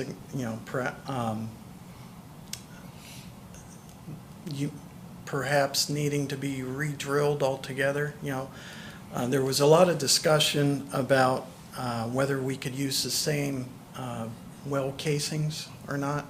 But I know with 19, we're opting to re-drill the well again altogether and then upgrade the electrical components to give us more flexibility. So, and all these different changes and to the original equipment that's going to be integrated with this, it does require a lot of design work for that. I don't know if that answers your question. Well, I know there were a lot of moving parts to it. So I guess my question was, I know there was an engineering component that you guys factored in, and there was a range within the total project. So all I was asking is the engineering costs that we're incurring within the expected range that you originally discussed? I would. That's all I was asking. That might have been a better question for Matt, but, Okay. with my limited knowledge regarding the engineering portion of it, I would say it's within a reasonable cost, a reasonable expectation. And I can attest to that. I mean, it's within what we were expecting. Okay. So. Yeah, I think the budget summary, for the engineering, they had budgeted 132,000 and we're under, Correct. so it's a good thing. Any other comments or questions? I have a general comment. Nate, maybe you can answer, maybe Jeremy, and it's the same on the next item. There's an asterisk and says some construction services that were projected for this year are being moved to 2023. So is that reflected is that going to be reflected, that rollover in the next budget workshop? Let me look at it and get you an answer. Okay, that'd be great. Okay, public comment? None? Can I get a motion? So moved. I'll second. All in favor? Aye. All right. Moving on to item 18, approval of amendment number 1 for energy and efficiency improvements with Chenmore and Associates. Yeah, to summarize this, this was another portion of the design that was, well, more or less that surfaced when we were at the 60% completion rate for the large water plant upgrade project. And some of the equipment that we're expecting to buy generates a lot of heat. So they're going to have to do some heat load tests and redesign the HVAC system to handle that heat load. So that's pretty much what that is. Okay. Any council comments? No. Just one comment, and same with the construction cost for this. I guess that if that is budgeted for next year too, and what that is. Okay. Any public comment? All right. Can I get a motion? So moved. And I'll second. All in favor? Aye. Okay, thank you, Nate. Moving on to agenda item 19, resolution number 22-22, which is to adopt fees for the vacation rental. Thank you, Mayor. As I explained when the ordinance was passed for vacation rental regulation, you would be seeing this resolution that proposes to amend the fee schedule for development and zoning purposes. You'll see the highlighted portion adds a new section for vacation rental permitting and inspections with the proposed fees. Vacation rental permits, number 1, permit fee per bedroom, $200. The initial inspection is $100. Any re-inspection that's required because the initial inspection failed is $150. And then second or subsequent re-inspections are $250. These are the proposed fees. Obviously, you have the final say. If you agree with those fees, you can approve this resolution. Alternatively, you can certainly make adjustments to those fees. They're not set in stone, but they are recommended for your consideration and direction. Okay, thank you. Any council comments? So there was one thing that jumped out when I read through it, and it's in section 5, and it is letter D, and then subletter I, adult entertainment establishment application processing fee. What does that mean? Let me find that. That's in your current fee schedule. So it's on page 4. Well, I mean, in the backup, number 5. Basically, there are. Back in the day, there different jurisdictions attempts to regulate adult entertainment establishments, and certain jurisdictions attempted to ban that type of activity completely. There was litigation regarding First Amendment speech issues, which essentially resulted in and this is a huge overview explanation. You can't ban it completely. You can plug it into a appropriately located zoning district. I think for us it's in the C2. I'm looking at Nelson, C3.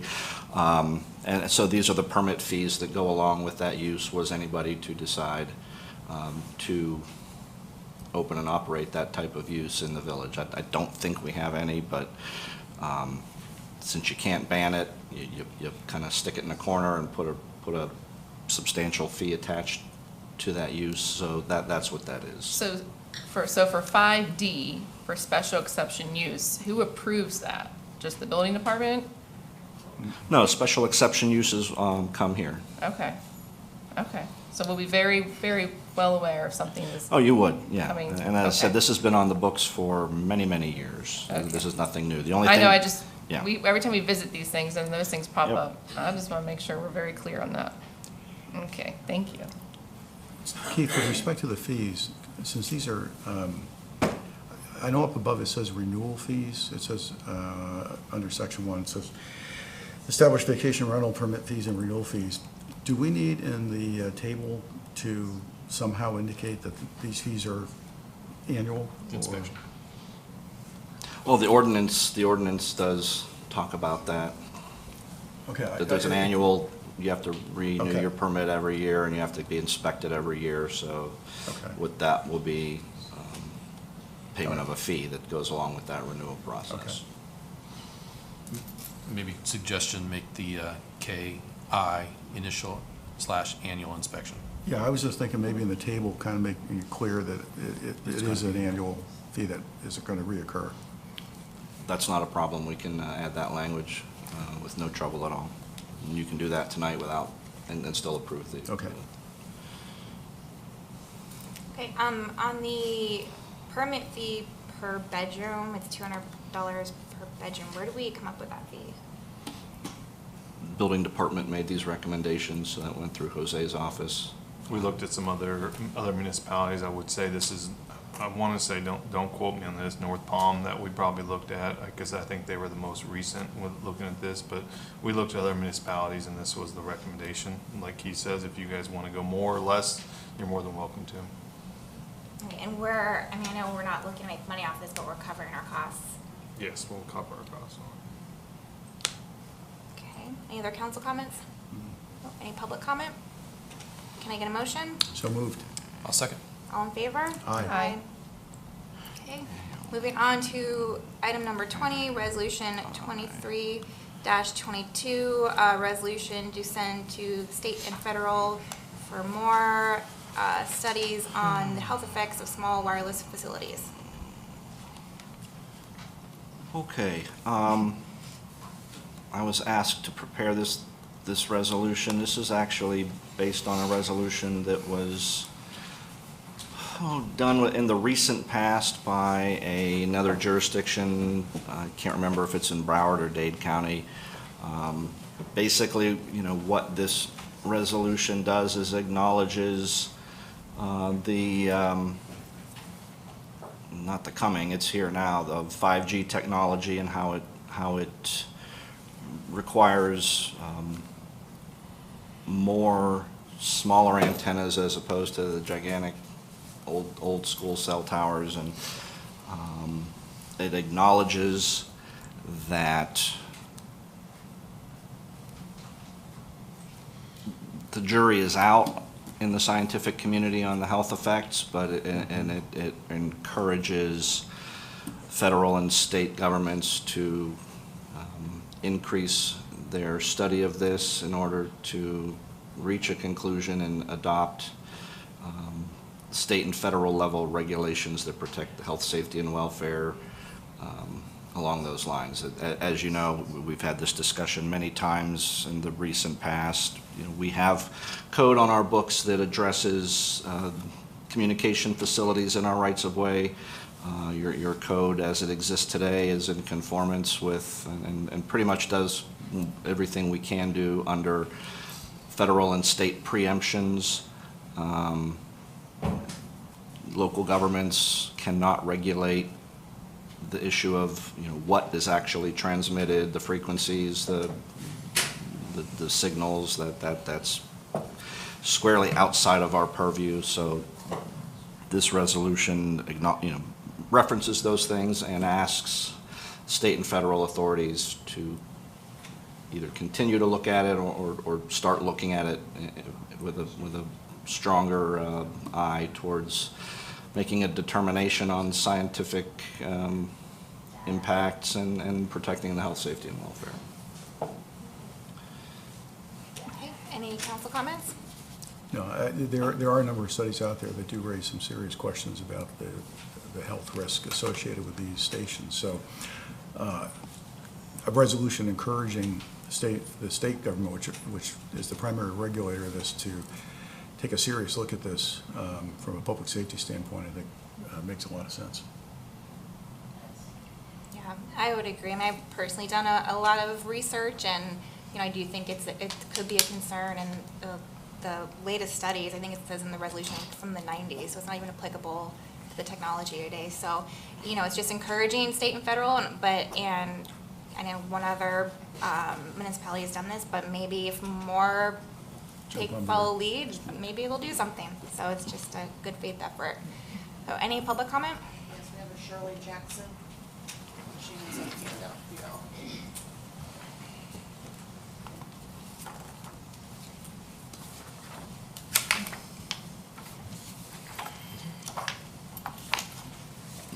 So just before I start, my name is Shirley Joy Jackson.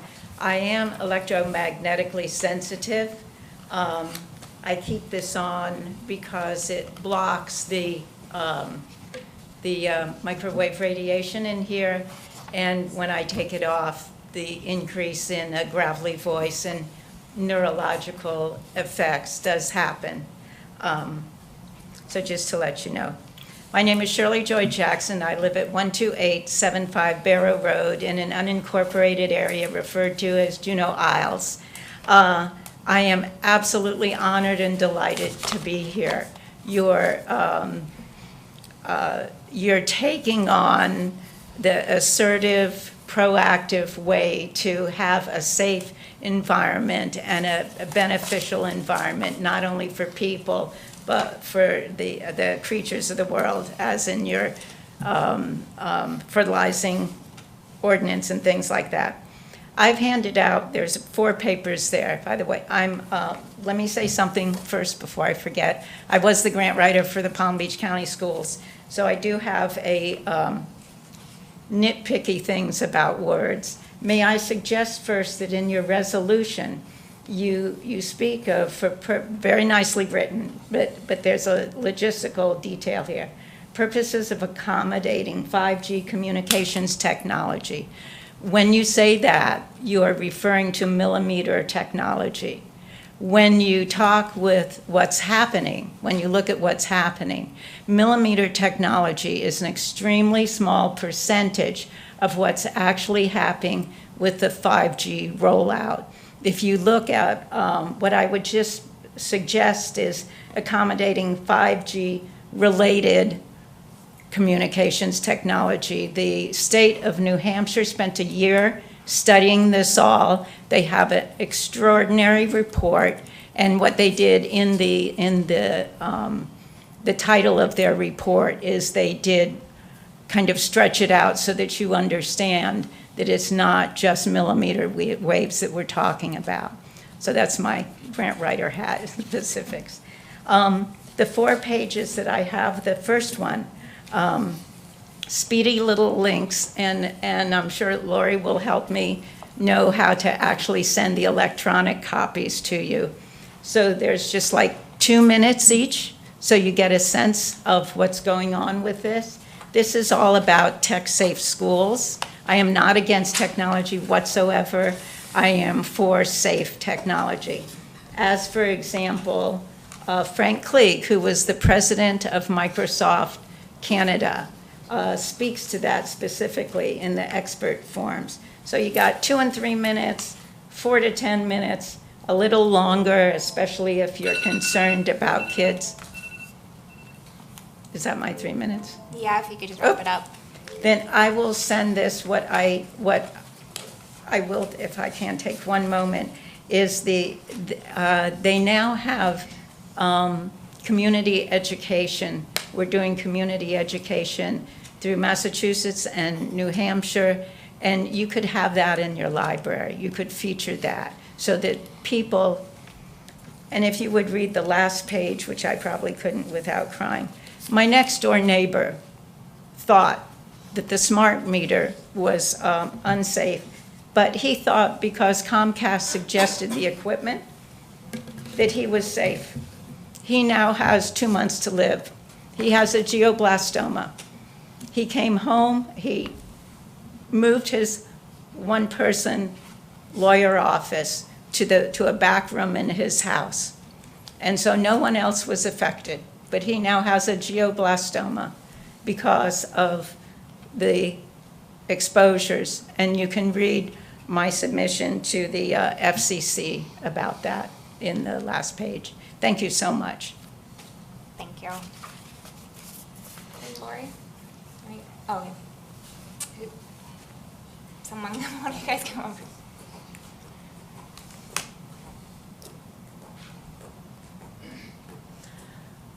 I am very nervous. So, with that being said, my mouth will speak words of wisdom. The meditation of my heart will give you all on this panel understanding. Psalm 49:3. This stuff is not safe. We need to do our research.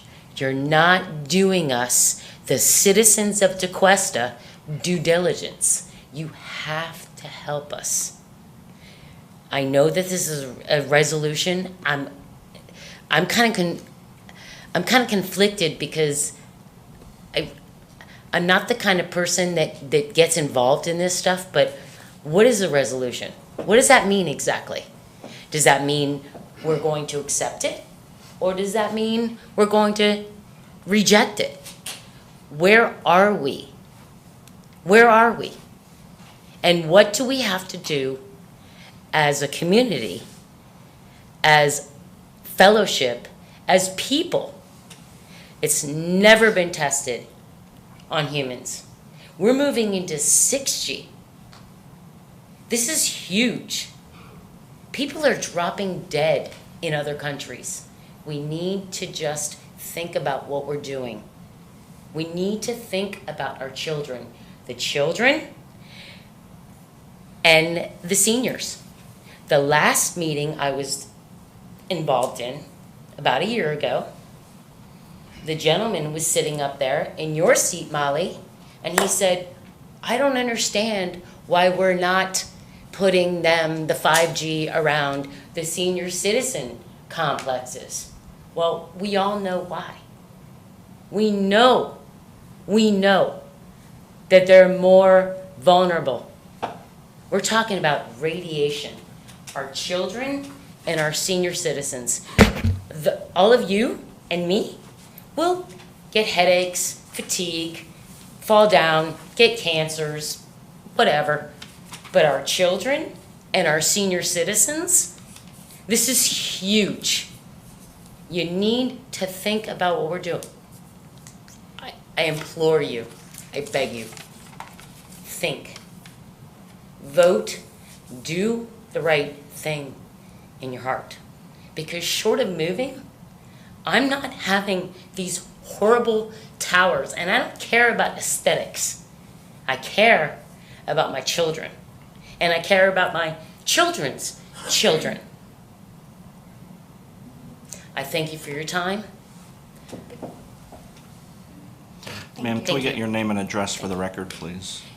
You have questions? No, I needed your name and address for the My record. name is Cheryl Ramacordy. I'm at 62 Birch. Thank you, ma'am.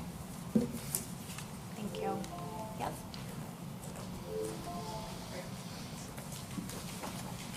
Hi, I'm Debbie Wallace at 68 Birch. I guess my question is for Attorney Davis. I thought the last time, several months ago, when we were here and we were talking about 5G, I thought I had presented something about Easton, Connecticut, and that they were able to block it. And if I heard you correctly, you said something to the effect that towns and municipalities can't keep it from coming into the area? Mayor, I know that you provided some backup to me several months ago, and we responded to that. I don't have it in front of me, but I know I provided you with the court opinions and the what actually happened in those jurisdictions. But again, I don't have. Just a question, because I'm just trying to understand. And I mean, I guess as I'm reading this, I mean, the resolution, this seems like, if this is all that we can do, this is all that we can do. But I mean, anybody would appear wise to at least encourage the federal government to do more studies on this. It's just not time tested, and as you said, you've read some things that are pretty scary. If there's just a shred of evidence to any of that, we really need to take a pause. Just because everybody's jumped on board doesn't mean we have to. And I've even read things about how it affects the wildlife. Now, obviously, we can't go out and survey any of them. We don't know what they're feeling like from this technology. But again, to me, reading the resolution, it would seem sort of like a given that anybody would want to ask this of the federal government, but I don't know what the budgetary cost of something like this. Is there a large budget cost for the town in order to encourage the government to do more research? No, so then it really kind of is no-brainer, right? I don't know. Anyway, thank you. Thank you. Okay, any other public comment?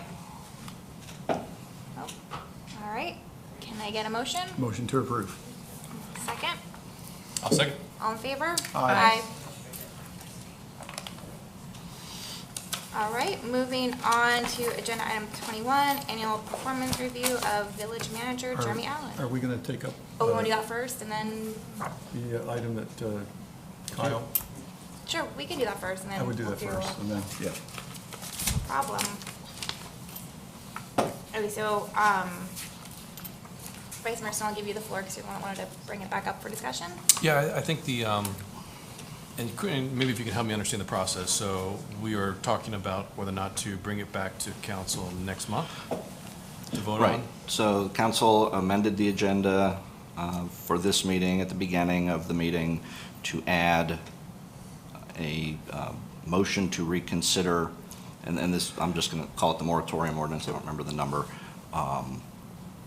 So the way the process would work at this point, that motion failed 3-2. So what has to happen now in order to reconsider that substantive issue is that one of the three who voted to deny the motion would have to now make a motion to reconsider that action. That motion can be seconded by anybody else. If that motion passes, you would then put that ordinance back on your next available, whenever you want, to put it on whatever agenda you want. And it essentially puts you back at the place prior to that vote being taken. So that ordinance would be before you for further discussion. As a result of that discussion, the council could pass it as written. You could theoretically deny it again. You could make changes to it, but you're basically back where you were prior to that original 3-2 vote to deny it. So that's the process, and that right now we're at the stage where a motion to reconsider would need to be made. And based on that information, I think there's the residents have spoken loudly that we do continue to talk about this. And so I'm not opposed to continue to talk about it and bring it back up, so. And I would second that. The only thing after seconding, can we have some conversation? I think we can. Yes, absolutely. This is, Yeah. and this is not this is on the topic of reconsidering. It's not the reconsideration itself. Okay. So. Just in reconsidering it, though, I want to be cautious that people understand there's some limitations in terms of what can or can't be done with respect to such a moratorium. I know for the people that are on Beach Road, I was not at the meeting, but I understand one of the concerns was the 10-story limit, which is something that basically, as I understand it, we're not going to be able to do anything about. So this would involve other elements of building construction and building design. So I don't want to, in saying I'm seconding it, I don't want to create a false hope or a false impression as to what this might ultimately mean should we go back and in our reconsideration pass it in some form. So that being said, I will second it. Yeah, I think it's important to understand that the moratorium will not impact the height or the density of that area. And nor will it impact the 300 building, which has already been submitted, so it would be exempt from the moratorium if it were to pass in some form.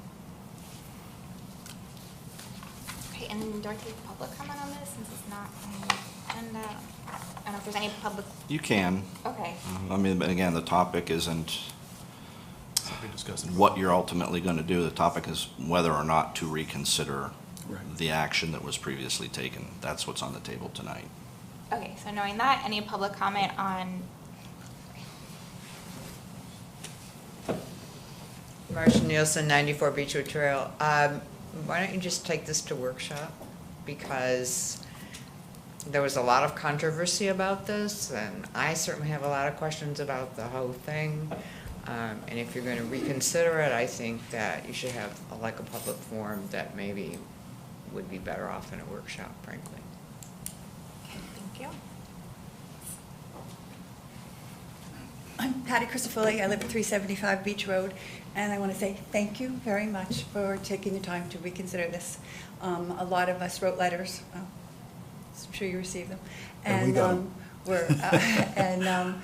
We're just pleased that you're going to take the time to do that. We think it's important because putting a moratorium for 6 months in place may make some changes that we would have to live with for 50 or 60 years if we don't talk about some of those changes in the building codes.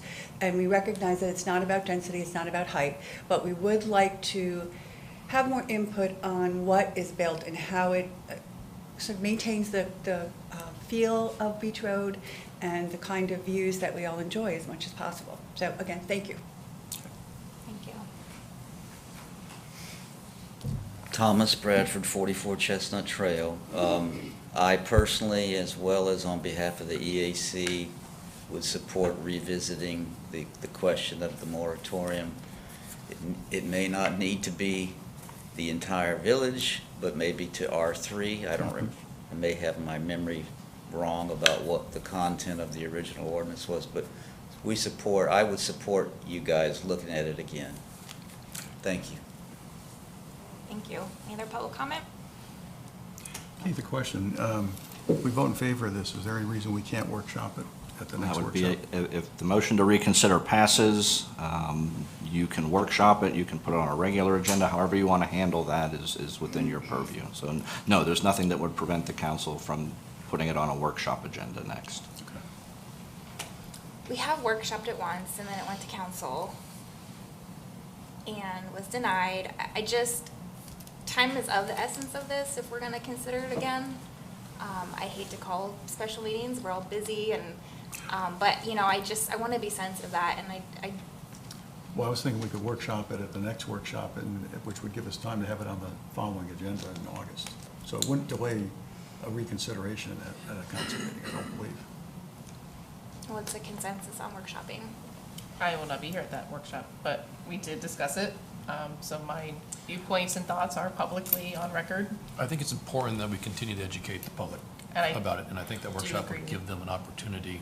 They were probably not aware of that workshop, and I think that'd be important for them to especially maybe show up for that. Yeah, I mean, I have no problem keep putting out what we can and can't do during that possible moratorium, because it's not a perfect, we're gonna make this whatever we want. We have constrictions on what we can and can't do based on what is in our code today. But yes, I absolutely support consistently putting those items out so everyone's aware of what we can and can't do. It's not a blanket, it's here and there.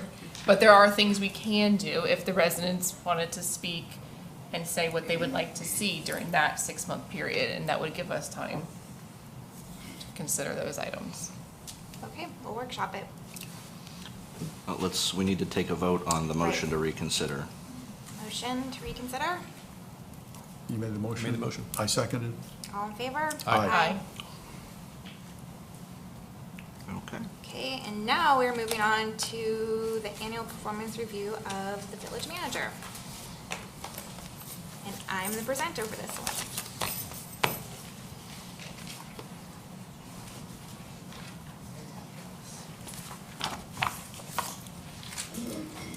Okay, so, everyone has the Exhibit A from Jeremy's contract, and that's kind of what we use as our guideline for his review. So I'd like to just open the floor to council. We can just maybe, Lori, if you want to start, we can just kind of go down the row. Actually, can you skip me while I open that? Sure. Councilmember Ambra? Yes. Last year, we authorized the maximum, and we ended up splitting that between a salary increase and then a bonus component as well. I think, Jeremy, you've done a very good job. If I look at all the various elements that we've indicated we want to assess you on, I think you've done a very good job meeting all these items. And I know the maximum is 1%. My only hesitation in terms of the maximum at this point in time, again, is some of the challenges we have going forward, and some of the,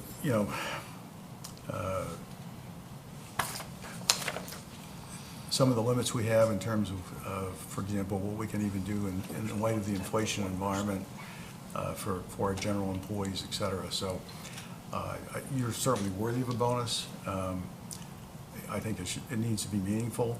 I guess the only question I have in my mind right now, Mayor, is the exact amount, but I think all in all, Jeremy's done an excellent job. Okay, Vice Mayor Stone, or, well, Councilmember Brandon, are you ready, or do you want? No, that's fine. I mean, I don't really have anything too crazy to bring up. I definitely appreciate, I know we hit a 3-year anniversary with Mr. Allen, and since him coming on, he embraced mostly a different council at the time. And that council at the time presented ideas to put in things like strategic planning, long-term capital goals, and he was very gracious at putting creative ways to get there. And we are constantly seeing him hit our targets, whether we have to get creative or rearrange even some staffing.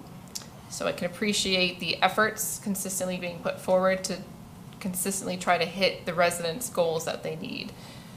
As far as the increase, I would have no issues with it at this time. And that is it for now. So for me, it's pretty simple. Performance expectations are based on leadership, integration, motivation of the management staff, possesses excellent written, verbal, and problem-solving skills. Jeremy has shown that he definitely has that leadership and respect of the employees. Fiscally responsible, we are in a much better financial position today than when he arrived 3 years ago. Creativity, I mean, we all have magnets. Talking about, not fertilizing. I mean, we've got a flag that we're now going around, flying around and taking photos of to promote the Village of Tequesta. Community public relations, I see Jeremy walking along the sidewalks a lot. I see him at the events. He's in the community center. He's approachable and willing to work with anybody, whether they're Palm Beach County Fire Department or Public Works or whoever it might be. And then council relationships, which he can improve on. I mean, I'm joking. I think that's it's been that's the biggest and most difficult part of his job is he's got five bosses, and we're all not alike, and that's okay, and that's the way it should work. So, based on his contract, and this is the areas that we should be, basing his performance and expectations for bonus.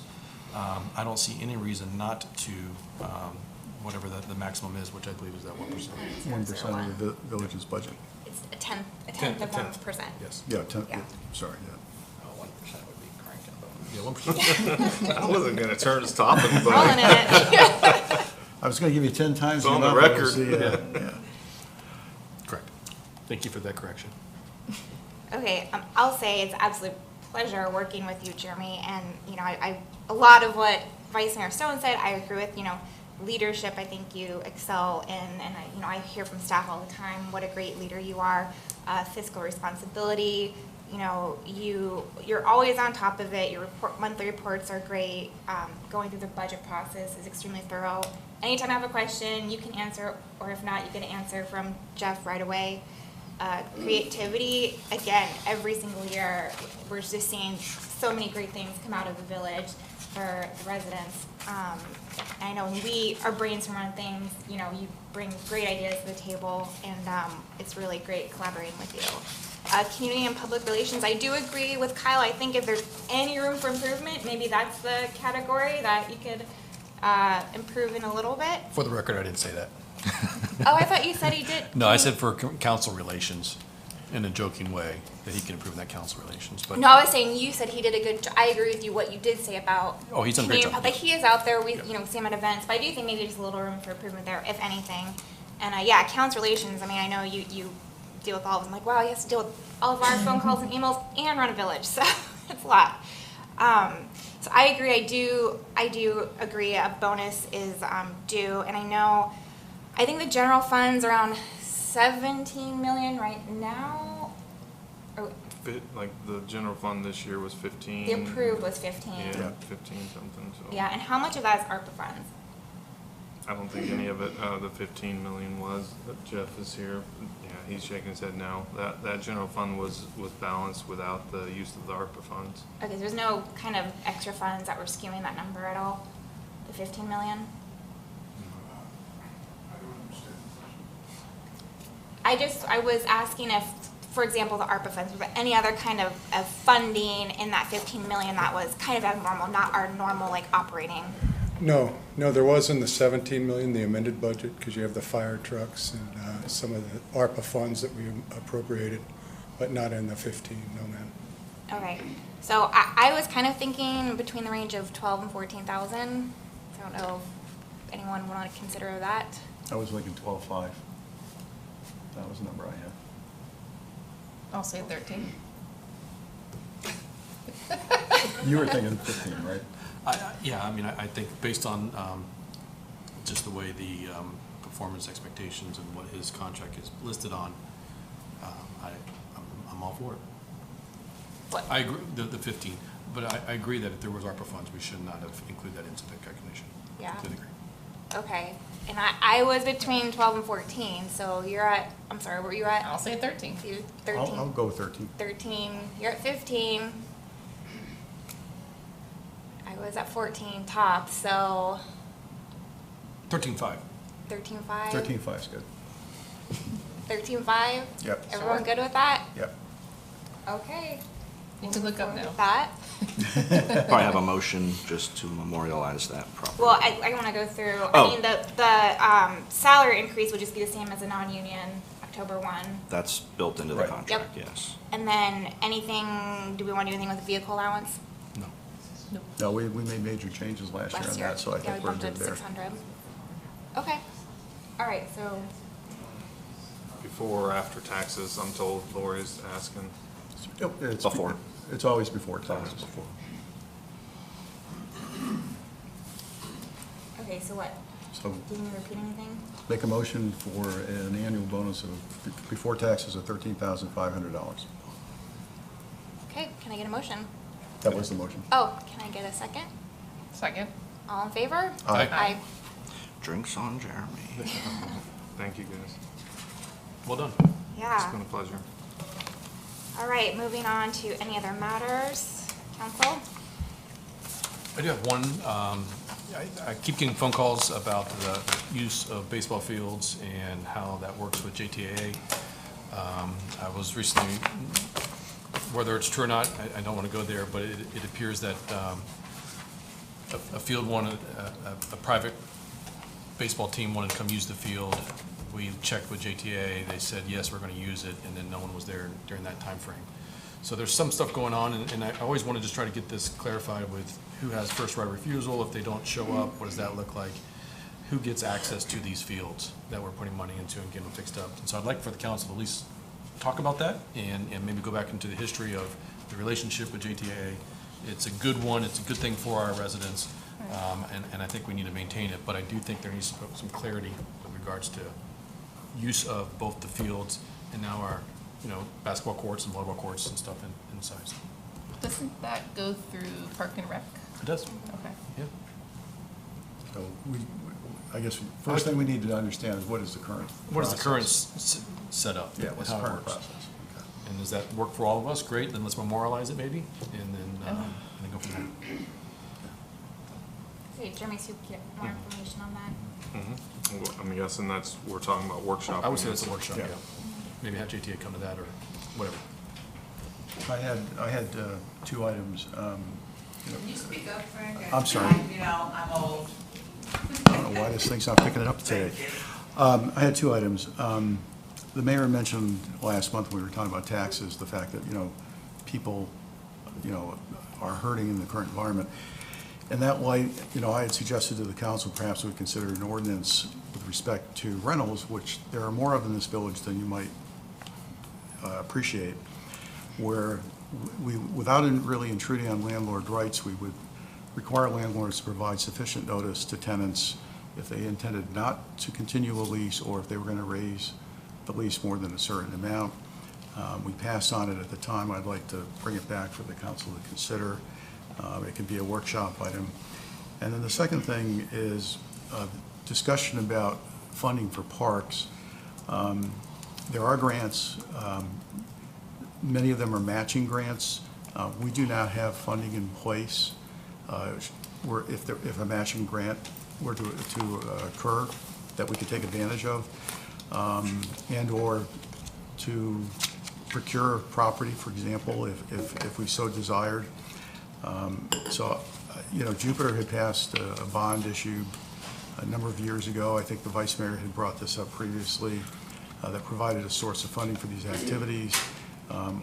It would obviously be a referendum. The voters would have to approve of it, but it's something I think it's worthy of some discussion as we move forward.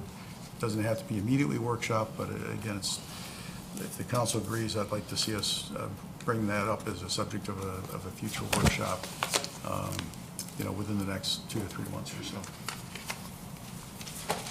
So the funding for the parks, that's been on my radar for a while, and I know when Nilsa did her presentation, staff was tasked with looking into a variety of funding options that are in our comp plan. So are you guys actively working on that? And this would roll into that. When do you think you'd be ready to workshop that?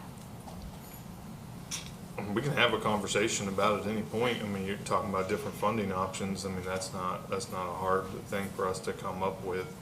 A list of items that we can do. It's going to be, as far as the capital items for our parks, that we're still a little bit of ways away from that.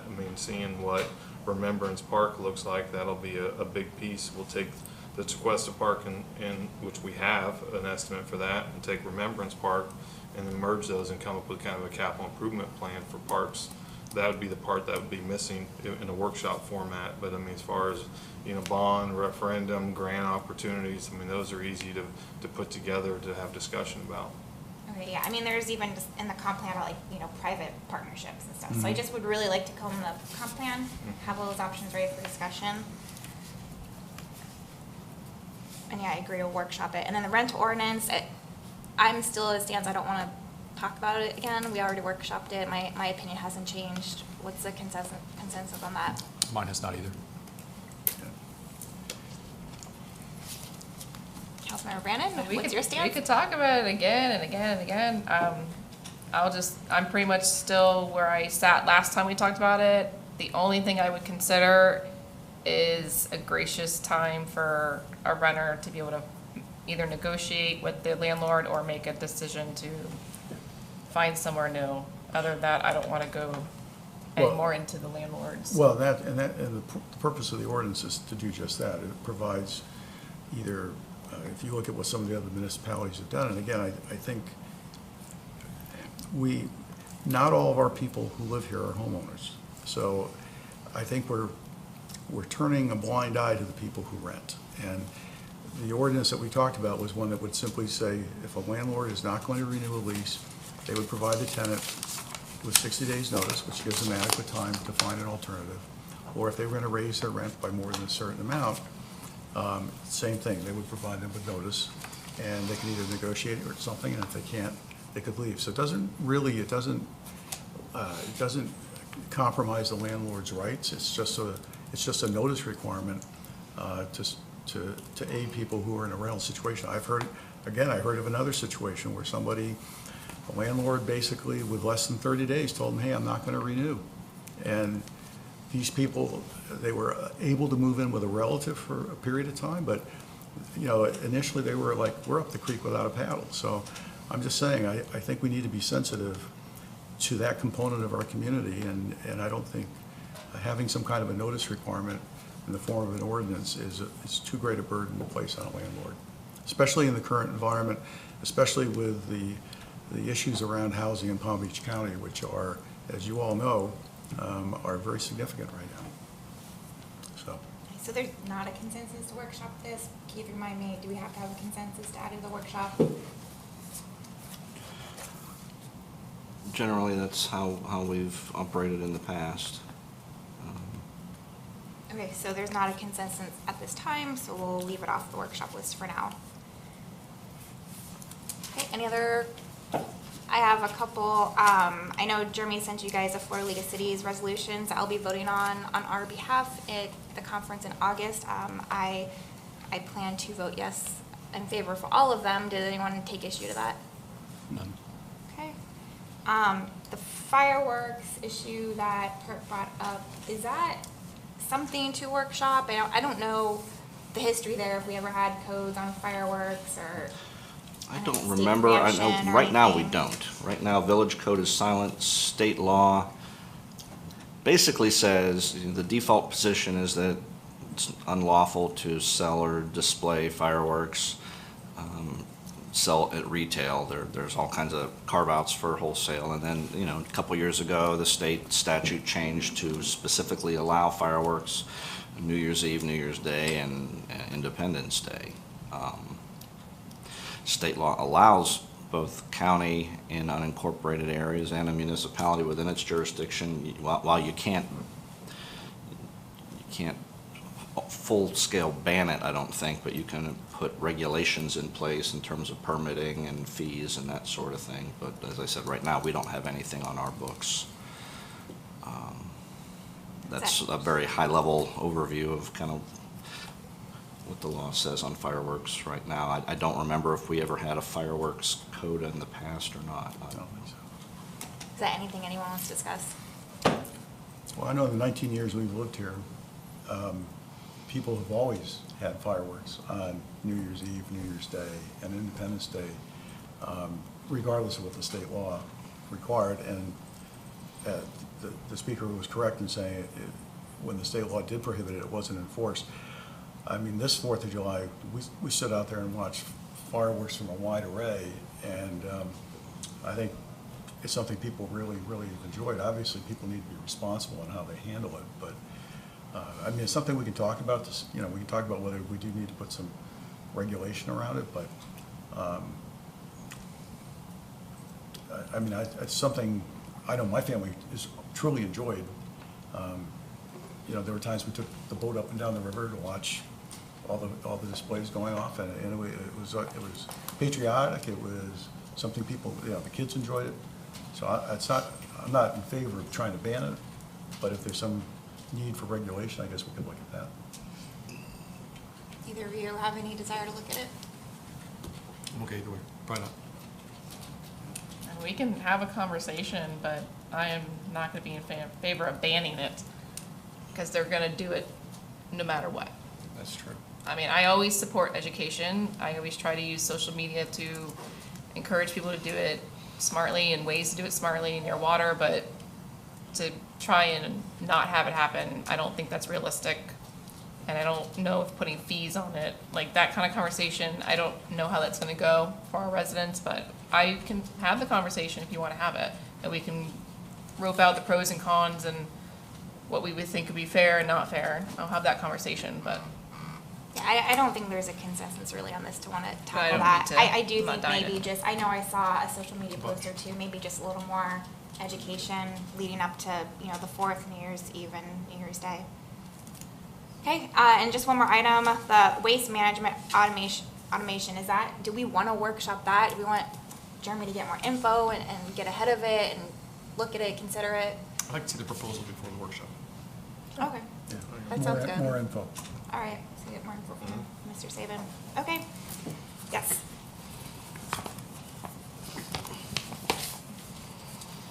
Harold Taylor, 13 Chapel Court. I have a suggestion if you workshop the rental rates. My brother lives in Ladysmith, British Columbia on Vancouver Island. I think the entire province of British Columbia has set a limit on how much you can raise the rent per month. My brother has part of his house rented. He's not happy with what he can do. But you may want to check with other areas and see what they're doing with rental rates. Yeah, Harold, the proposal wasn't just cap rates, which is not permitted under Florida law. It was really just a notice proposal to a tenant, so they had adequate time to respond, that's all. Thank you. All right, can I get a motion to adjourn? Motion. Second? All in favor? Aye. Okay, yeah, I see what you're saying. I see. Oh, yeah. Mine was sinking tonight. I don't know what's going on. Lori? Lori, what time is it?